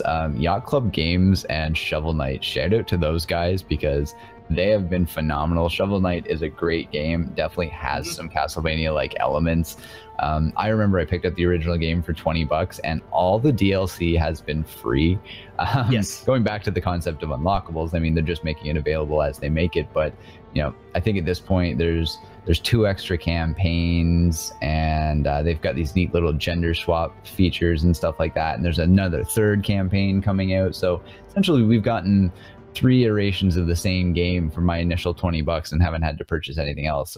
Shout out to them. That's quality work, and the game is phenomenal. Yacht Club, Definitely Way Forward. There's a lot of really excellent like influences you can trace out of these indie games to Castlevania, Metroid. It's definitely a genre that like continues to produce. Recently, Dead Cells came out. People love it. There's just been some great indie Metroidvanias. Axiom Verge I really liked as well. And the Shovel Knight people, I met a bunch of the level designers and artists at PAX. What a friendly bunch. And they're like in their 20s, maybe early 30s. They're young guys and ladies, and they're all super passionate about what they do. They're all brilliant when it comes to just sprite design, level design. The music, of course, was brilliant. And they even signed my Wii U copy, and that was awesome. I got to spend probably 20 minutes just like picking their brain, watching them show off the new Spectre Knight to people. And jealous, yeah. You watch that company, you're going to see them go places. I mean, if this is any indication, which I believe it is, like they're going to perform strongly. They're going to make a good name for themselves. Absolutely. I really enjoyed it. I didn't know anything about it until Travis was like ungodly hyped about it and picked it up. And one of our notes was it was really like Castlevania. I thought the level design and stuff was just great to play through. Fun. And then there's the one boss character that's literally an homage. He's like a Simon Belmont style character. He has a whip and everything. This is the only time I will say this. This is the one time I was jealous of the Xbox folks, because although the PlayStation folks got the exclusive God of War content for Shovel Knight, Yep. Man, Xbox got Battletoads. Mm-hmm. That's awesome. You even get to do the bike levels, and you get to fight the The toads. turbo tunnel, man. The turbo tunnel on Shovel Knight. Leave it. Jealous. What a great team. Now, the whole reason we even sat down to talk about Castlevania is, for one, I love watching Mark speedrun Aria, and he's been doing some great strides here recently. And for two, the Castlevania anime was recently released on Netflix. It's basically a pilot movie chopped into 4 episodes, but it was really enjoyable, and it got me like hyped for Castlevania again. Oh, absolutely. I was a little confused by it myself, just because I didn't know where it fell in, like, storyline, narrative-wise. And and I really felt a lot of sympathy for Dracula. Oh yeah, for sure. So that was like hammed in there pretty heavily. Yeah, so my knowledge of Castlevania prior to this was Dracula's supposed to be the evil bastard that's always just trying to fuck stuff up. In this case, it's more like, I'm getting revenge on the people that fucked my wife up. Spoiler alert, sorry. And to me, that kind of makes me seem like he's not the bad guy so far. Yeah. Whenever the battle happens between Dracula and Alucard and, was it Trevor? Yeah, Trevor, and whatever the wizard chick's name is. Whenever that happens, that's going to be a sad moment for me, because we know this like tragic backstory of Castlevania, or of Dracula, and that how it is just lashing out at people who are definitely in the wrong. All these preachers and all these people that are doing these murderous things in the name of their faith, like, they're the real monsters, not these vampires and like demons and stuff. I mean, they're definitely monsters, and they totally kill babies and stuff, but either way, I have more disdain for the people of faith that are doing all these terrible things than I do Dracula's hordes. Absolutely. And you know what? This is why Lords of Shadow worked so well, because, I mean, you know, again, touching back on the Lords of Shadow storyline, where you learn that Dracula's roots are rooted in the Belmont bloodline, and the fact that the Brotherhood had betrayed Gabriel, and what happened with his wife, like when everything unfolds, and the fact that Alucard was actually Trevor when he went to kill Dracula, and found out afterwards that it was his father. So like, the huge tie-in, that's I think why I feel so much for the Lords of Shadow reboot storyline, is they did so well in the execution of that, and portraying it in that way. You know, I mean, the end of the first game, you fight Satan, because he's trying to take over the world, and you are still trying to do this ultimate sacrifice of protecting the world and saving your wife, and then that's essentially where all of the betrayal happens, and what leads to Gabriel becoming Dracula. So I mean, just that spin on it for me, and then the tie-in with Alucard being Trevor, like, it's so well done in my opinion. And I mean, I haven't seen the Netflix series. I'm going to say that right now. I haven't watched it as of yet. I heard it was renewed for another like 8 episodes, so I may wait to kind of binge watch it all at once. But yeah, if that's the storyline, well, you guys are gonna love Lords of Shadow. Yeah. And this anime is based loosely on Dracula's curse. It was actually produced by the guy Adi Shankar, who was he was famous for the Power Rangers reboot before the big movie, and he did like this really gritty fan film that had a bunch of blood and it had a bunch of cussing, and that's kind of his approach to Castlevania. And I heard he wants to do a Metroid series as well. So this Shankar guy, we need to keep an eye on him, because I think he's got some awesome things in store for people who are fans of things that were cool in the 90s, like your Power Rangers, Castlevania, Metroid, and all these like nostalgic feelings that we have. He's really handling them quite well for those who are adults. Legend of Zelda cartoon reboot when? Oh, that would be they would never let him touch it though.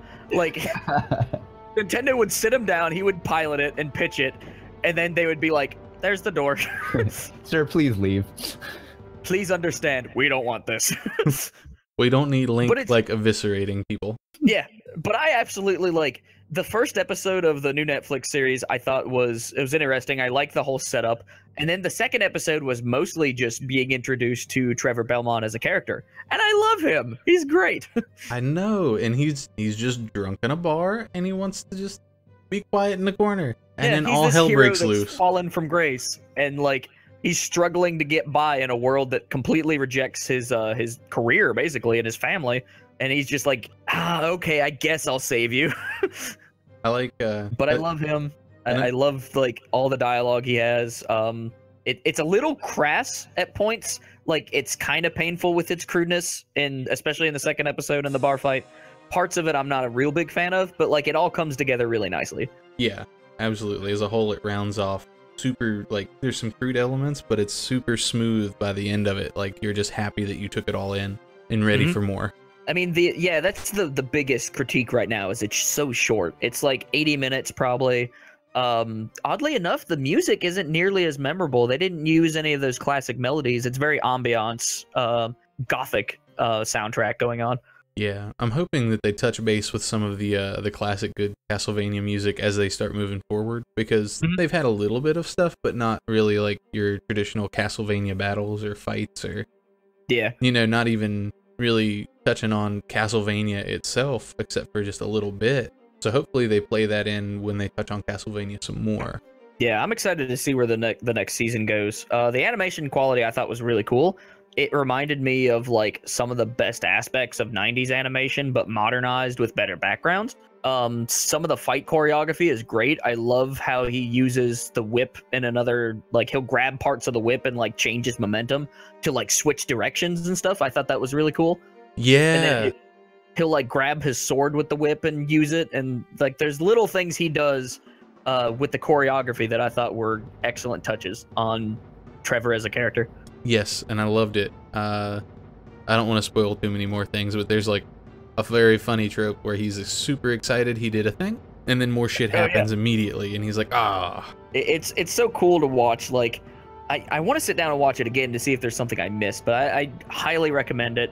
It's trending really well. People are loving it, and this kind of begs the question: is where does Castlevania go from here?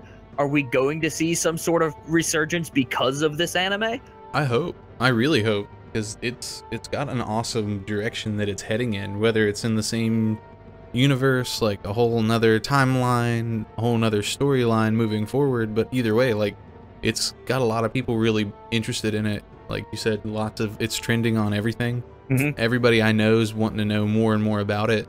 Like as soon as we started this episode, actually, I tweeted out that we had started it and set up the live set for it, and we had people immediately talking back and forth about if it was recommended, if they should watch it. They watched the first one, they weren't sure how far to go in it. Right. We reminded them it was 4 episodes, and they were like, well shit, like I might as well just sit down and watch it. Either way. It's a good, like, if you got nothing to do and you have a free evening and you're like eating some pizza or whatever, just want an evening on the couch, you can watch it in one sitting. I did during like my dinner break technically. Yeah, I mean it's only like an hour and 45 minutes for all 4 episodes or something. Yeah, if that. But it's a fun time. Where do you think Castlevania will go from here there, Mark? To be honest, I don't know, and I'm usually the type of guy that stays away from upcoming things. You know, I almost kind of limit my exposure to upcoming ideas. I like being surprised, and I like just finding out something is going to be. So I don't generally, try and keep my finger on the pulse of things when it comes to that. And I think as somebody that loves a lot of the older Castlevania games as I do, and was satisfied by Lords of Shadow, I don't know if there necessarily is a place to go from here. I mean, do you let it age gracefully and kind of leave it at that, or do you decide to try and pick up and reinstill some of the vigor that it had in the past? I mean, I think they're going to struggle for me the way that I struggle with a lot of current Final Fantasy games. I mean, as somebody that's a huge Final Fantasy fan, I picked up 15, and I'm going to say, frankly, I did not play very much of it, and I don't intend to, unfortunately. It's just, when you're trying to work off that formula, it can only go so far. And I mean, we've touched on the point that they've done a great job of maintaining that and making it feel fresh, but it may be time to put the vampire killer away and kind of diversify away from that. Even you can still have something in the Metroidvania style and not have it be a Castlevania game, but I don't know that we're ever going to see another true Castlevania game. That being said, we all thought that about Metroid, and look what happened at E3. That's true. hopefully that Metroid kind of, because it looks like it has a lot of the like other M contextual style melee kills, and I'll be interested to see how that actually plays into the gameplay.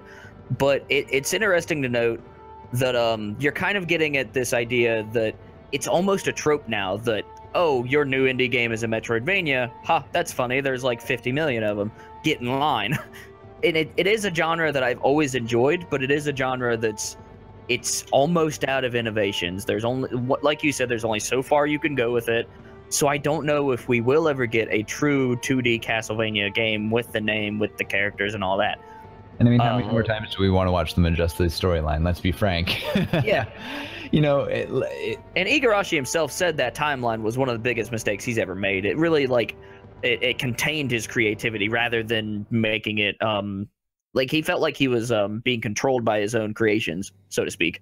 Yeah, and I mean, do you want to really feel like you have to fit yourself into this box, or do you want to feel like you're free to do what you want? I mean, I think that's, again, why the Lords of Shadow timeline and storyline works so well, is because there were no boundaries that they had to conform to. There was no pre-existing events. Like, I think that's why you see the level of creativity that you do, and that's why you see the story come together so beautifully the way that it does in Lords of Shadows, because you didn't have to put yourself in that box. But I don't want to see it go the way of the Spider-Man movies, where they're friggin' rebooting it every couple of years, because that's true. That's in and of itself not something that I want to see. It exhausts the brand. It makes it tiresome. It does. Yeah. And had Lords of Shadow been a standalone game and we not seen the two afterwards, I would have been totally fine with that. Given what it is and where it is, I have fun with Lords of Shadow too, but I don't think there's any story left to tell. I think the Belmont family has had the history conformed and changed enough times that we should all just be satisfied and move on to a fresh idea. And, you know, we've seen enough movies remade enough times. It's like, give me something new. And at the end of the day, nothing's going to stop us from playing these classics that we hold very dear. My only hope is that they will continue putting these older games into the modern age with things like collections and being able to download them on the digital front. I like the idea of these games living on, more so than just the original hardware and emulation. I like to see them ported to the modern systems, because at the end of the day, I would play the hell out of Aria on my Switch. That would be sweet. Absolutely. Yeah. And I mean, for people that don't have the actual consoles and cartridges, it's a great alternative, and I agree with you. I hope it's something that does kind of live on. And I've had people ask me in my chat, you know, what would you think if they remade Aria? Don't just flat out don't mess with something that's so put together so well.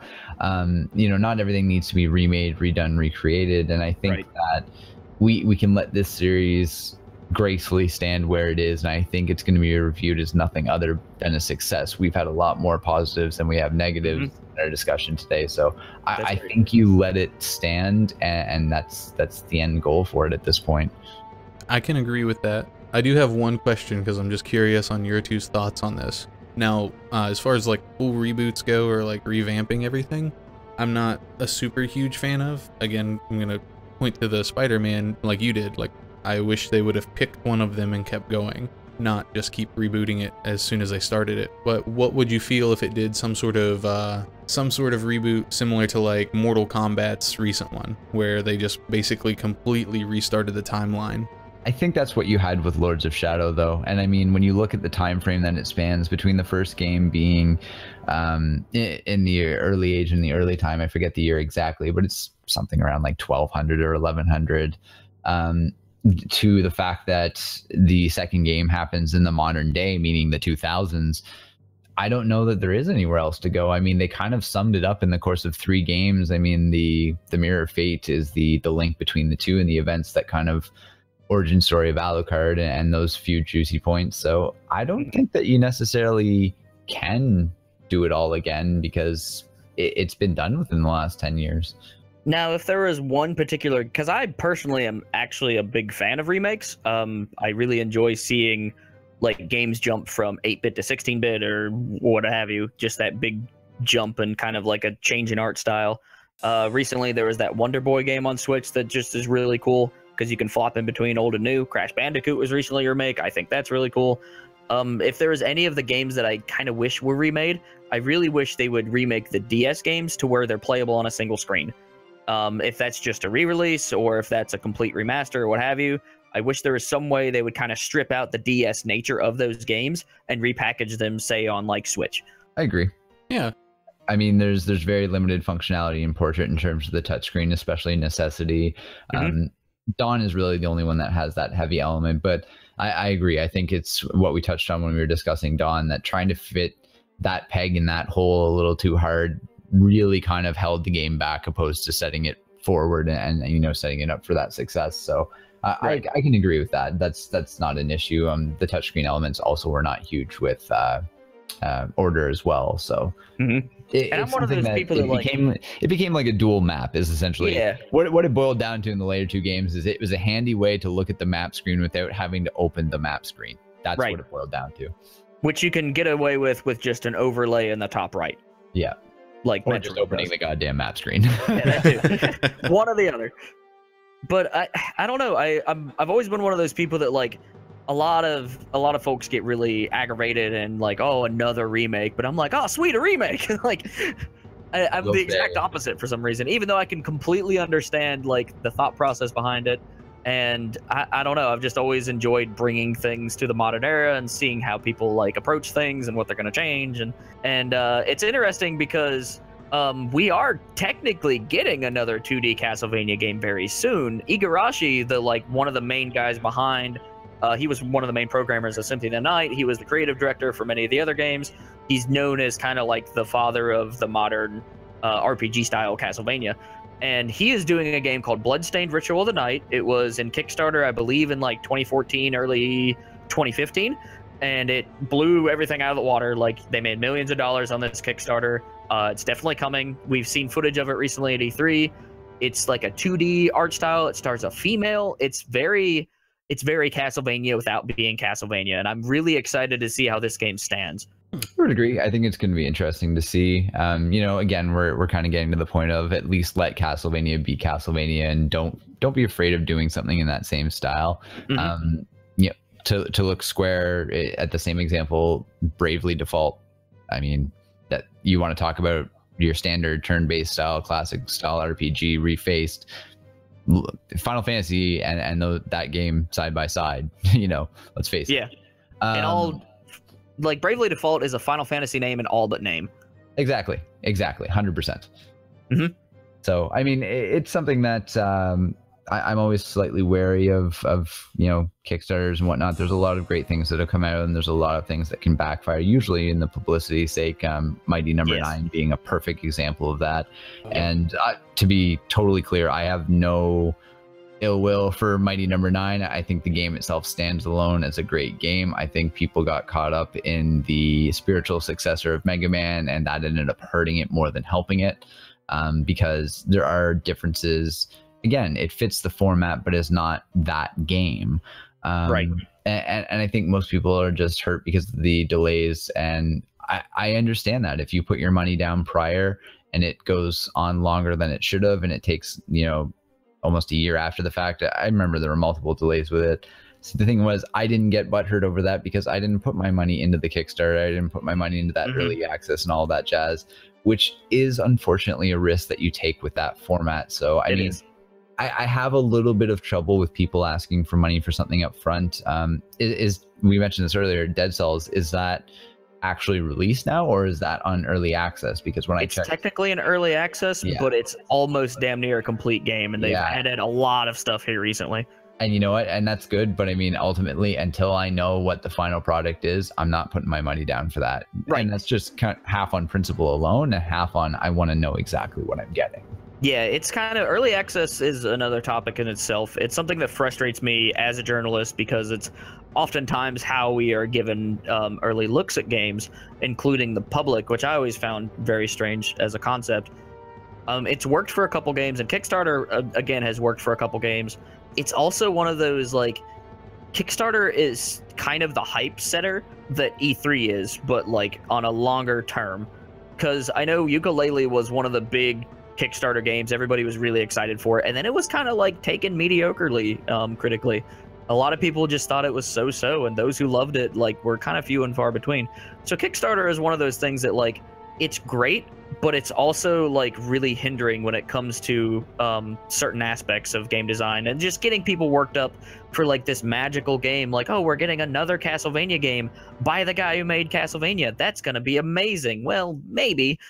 If it is, I'm stoked for that, but there's the very likely chance that it's not going to be as high as our expectations have led us to. The hype train is a dangerous tool. It is.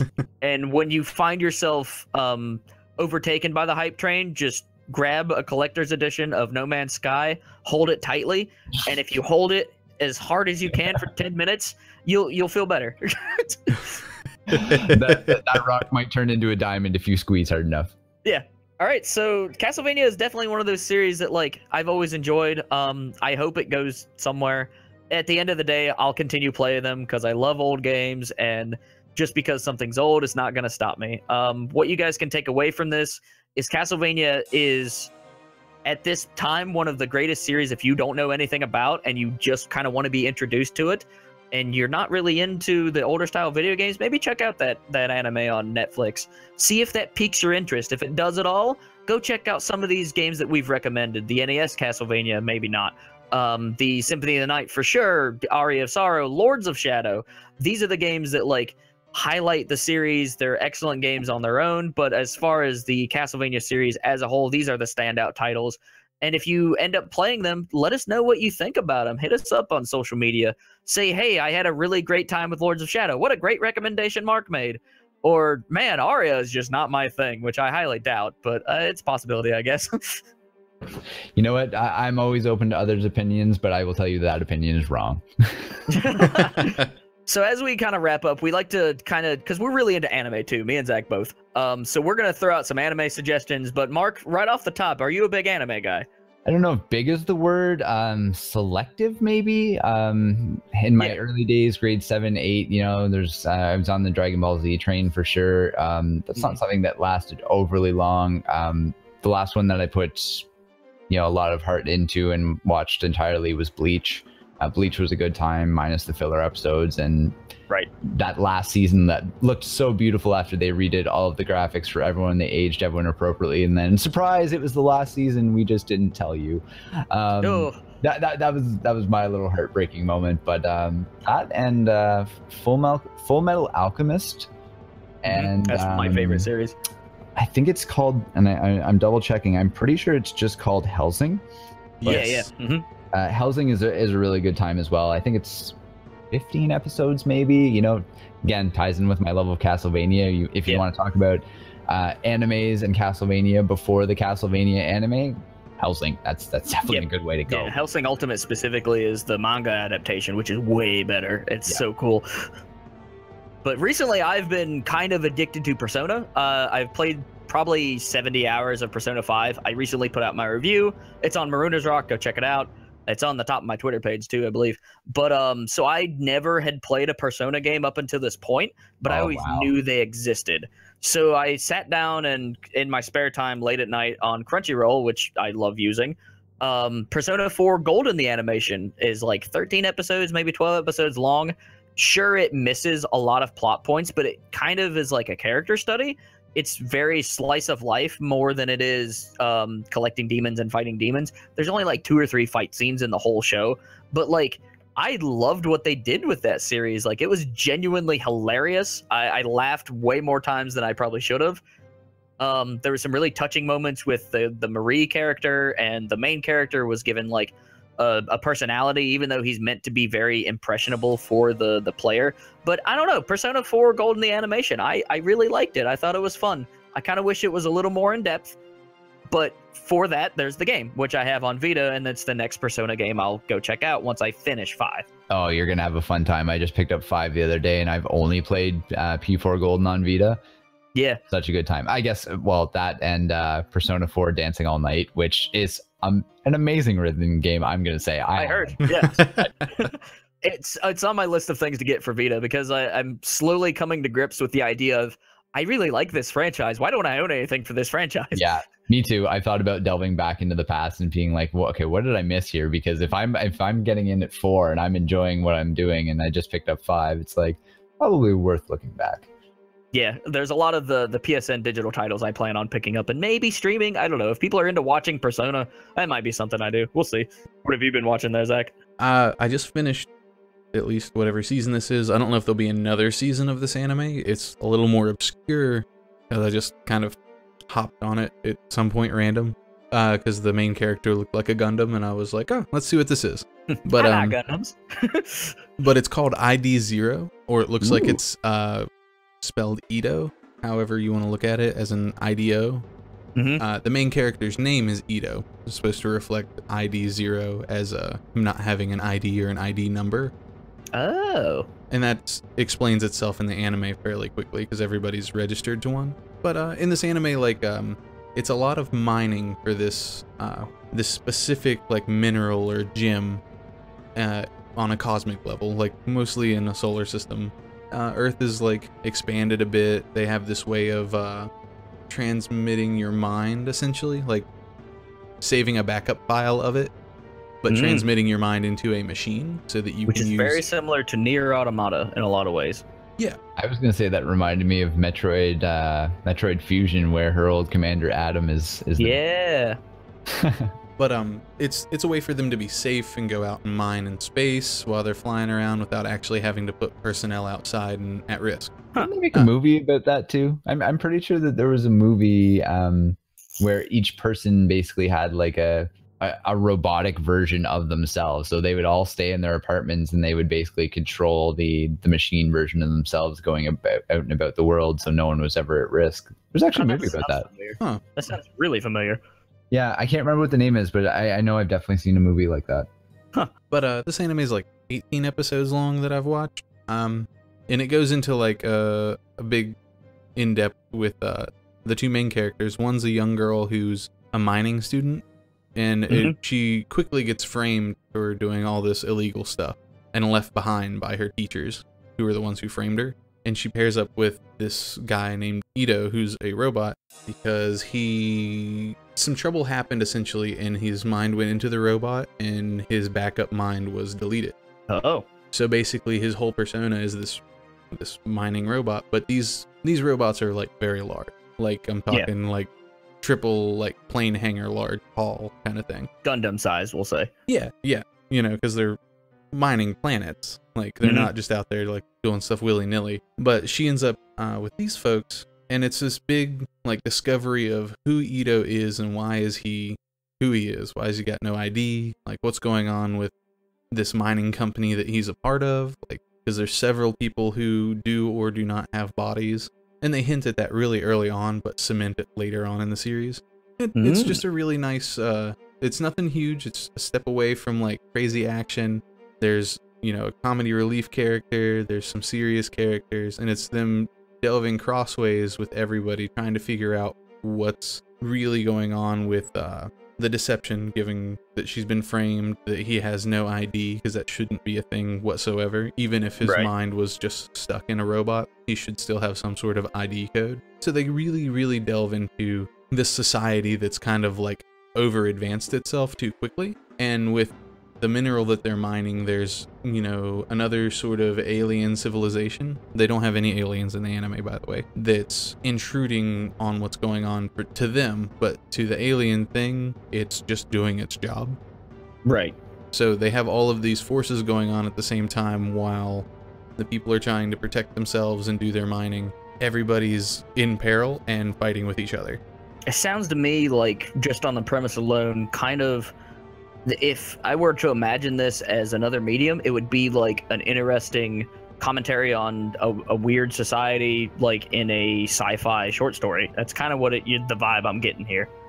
Yeah. Playing with these moralities and like what it is to be human, what it is to have a personality, like those sort of elements all combined together. Yeah, absolutely. And you know, a lot of them, everybody, even if they're just stuck in their robot, they're very human. They don't have like, they're not the iRobot human. They are themselves, but they are just stuck in a fucking 10-story robot they can't get out of. All right. Well, we always like to wrap up the show with the current games we're playing, because at the end of the day, we like to think that we have some good recommendations, and sometimes we're playing some interesting things. So, Mark, what have you been playing here recently? You know what? I've only been playing Area based on the fact that the handheld Heroes Marathon was coming up. That being said, I'm always the master of buying current games that I don't end up finding time for because I fall back on the speedruns that I do. Yep. AM2R is a big one. I've been having a lot of fun with that run, and it's a seriously amazing fan game. In terms of something that I plan to play, and I mean, I hope to make a little bit of time for casual gaming, I've got... on my to-do list, Final Fantasy 12, the Zodiac Age, Persona 5, an NIS game called God Wars, which is a tactical RPG, and Atlas, which is, the company Atlas, a game called Clayton Returns. I've seen all of these games come through on like my email list, and they're all games I think I could have reviewed this month, but like I'm so busy doing all this other stuff for the move that I glossed over a lot of it.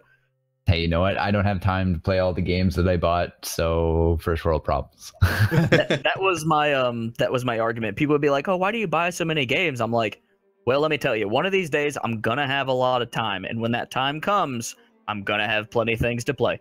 You know what? The second I'm able to stream full time, bud, you're gonna see me play some games. There will be variety. It's happening. Yeah. Zach, what have you been playing?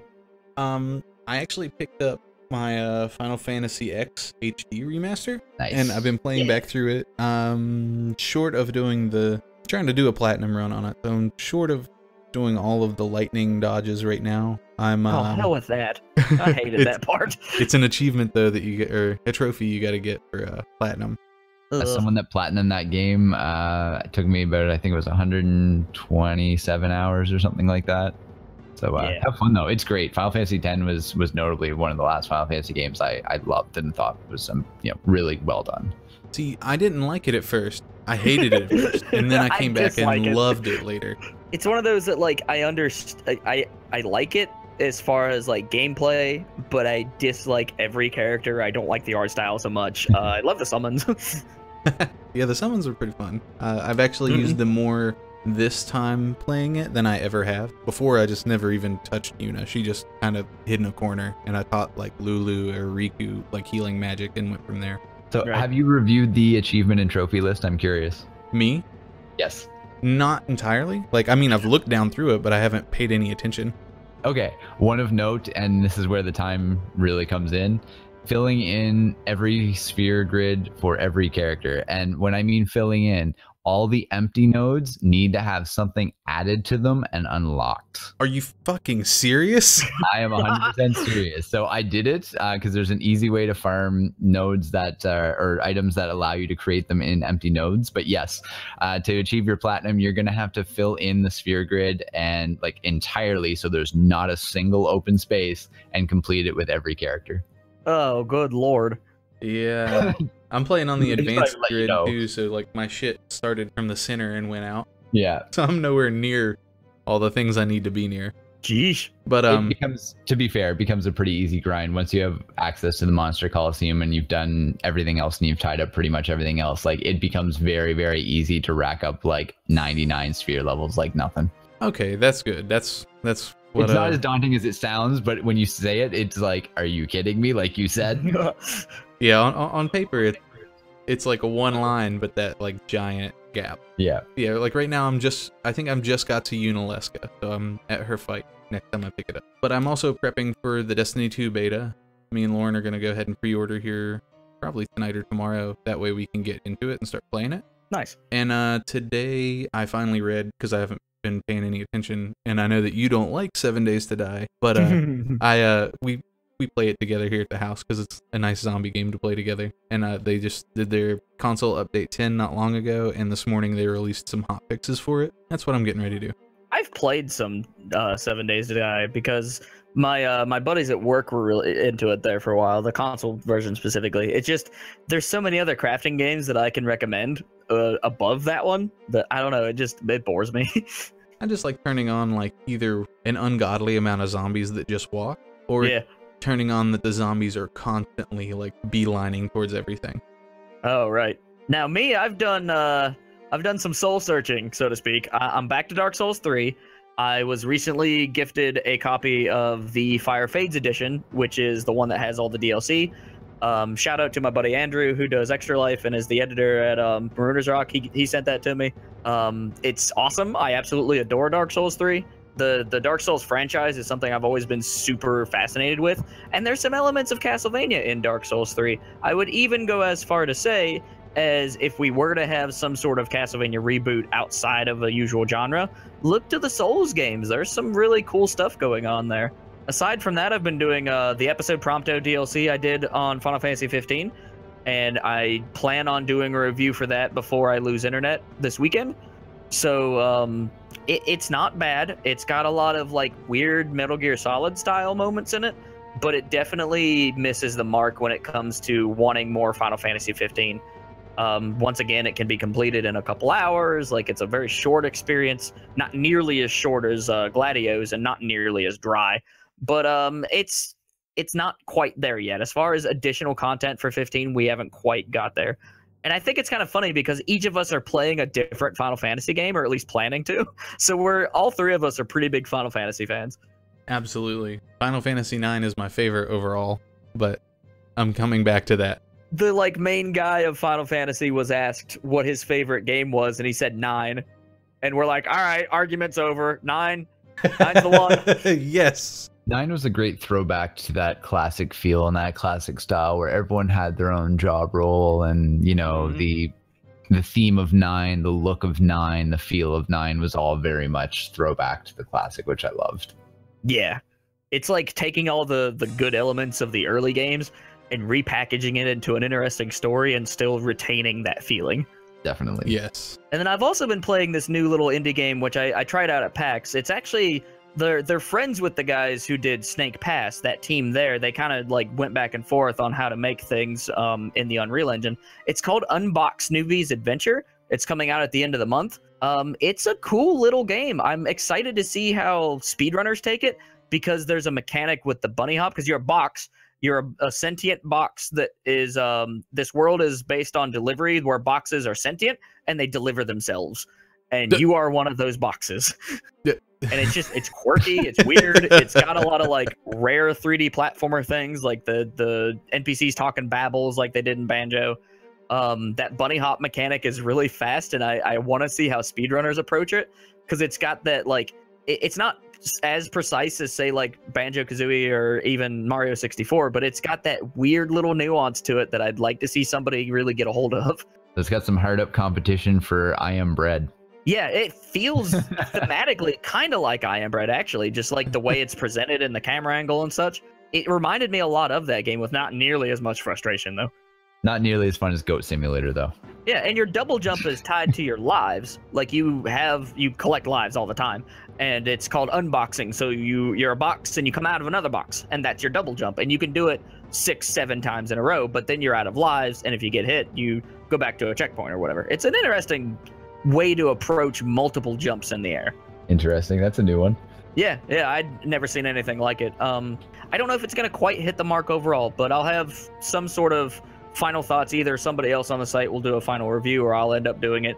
Either way, I'm playing it. I'm hoping to be streaming it sometime soon, so you guys will be able to see kind of what my thoughts is and get a better idea for what the game is about. But it's interesting. Well, lastly, Mark, it was great to have you. Where can people find you online? Pretty much plastered all over social media shamelessly. So mainly Twitch, of course, being my main source if you want to see me stream. Twitter, there's Discord as well, and there's a Discord link in my Twitch channel for those that just want to hang out and chat casually, which has been tons of fun. There's lots of interesting stuff that gets shared in the room. But yeah, Twitch, Twitter, YouTube, Discord, any of the above, really. We got profiles on speedrun.com, of course, and things like that, and SRL. So I'm around. I'm not that hard to get a hold of. I don't think I've seen any other Strizer86s out there, so it shouldn't be too hard to track me down. And that is, once again, Strizer86. So if you want to find some awesome speedrun content, look him up. He's one of the best. And thanks for having me. Really appreciate it. Absolutely. Whenever like I was thinking of guests, because we had our first guest last time we did an episode. When I was thinking of people to bring on, I was like, man, we need a really good episode because it'll be a while before we can record because I'm moving. And I'm like, man, I want Strizer on here to talk about Castlevania. That would just be great. I think I took us overestimate, but yeah, it's definitely a good time. And whenever we come back to, whenever we eventually get to Mega Man, we'll have you back on again. Oh, most definitely. Ooh, Mega Man. I love Mega Man. Oh, I have not too. played as much as you, Strizer, but I love Mega Man. Now, Zach, where can we find you on the internet? I'm across pretty much any social media thing, you know, from Facebook, Snapchat. Yeah, I won't say YouTube because it's just a bunch of like random, but you'll find me on everything under Exquisite Liar, all is one word. And then you can find me on Twitter with exquisite_liar. I'm in Discord, just the same.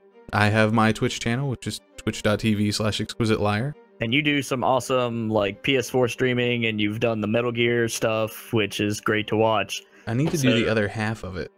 Yeah, go back to it. Like, we need to do Metal Gear together, because once again, I've not played Metal Gear, like, hardly at all, and I will one day. You can find me at Forever Classic 105, pretty much anywhere. You can check out the Forever Classic Hub on Facebook, which is the group page that also has links to our various things we're working on, like the podcast, different events that I end up going to, like, say, PAX or whatever. You can also find me at Forever Classic 105 on Twitch, which is primarily where I do any sort of broadcast live streaming.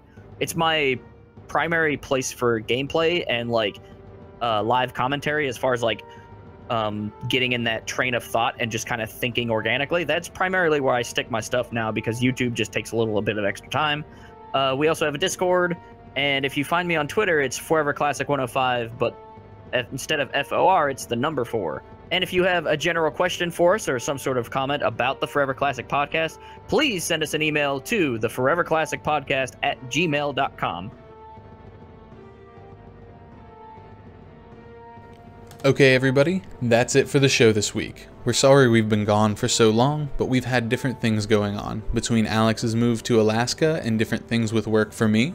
But now we're back, and we're getting ready to release fantastic new shows for you. Stay tuned for mini shows ranging from Moe to tabletop, and more of your favorite gaming news from around the world. The music this week was Praetor by Ross Bugden, licensed under Creative Commons by Attribution 4.0. It's going to be an exciting time.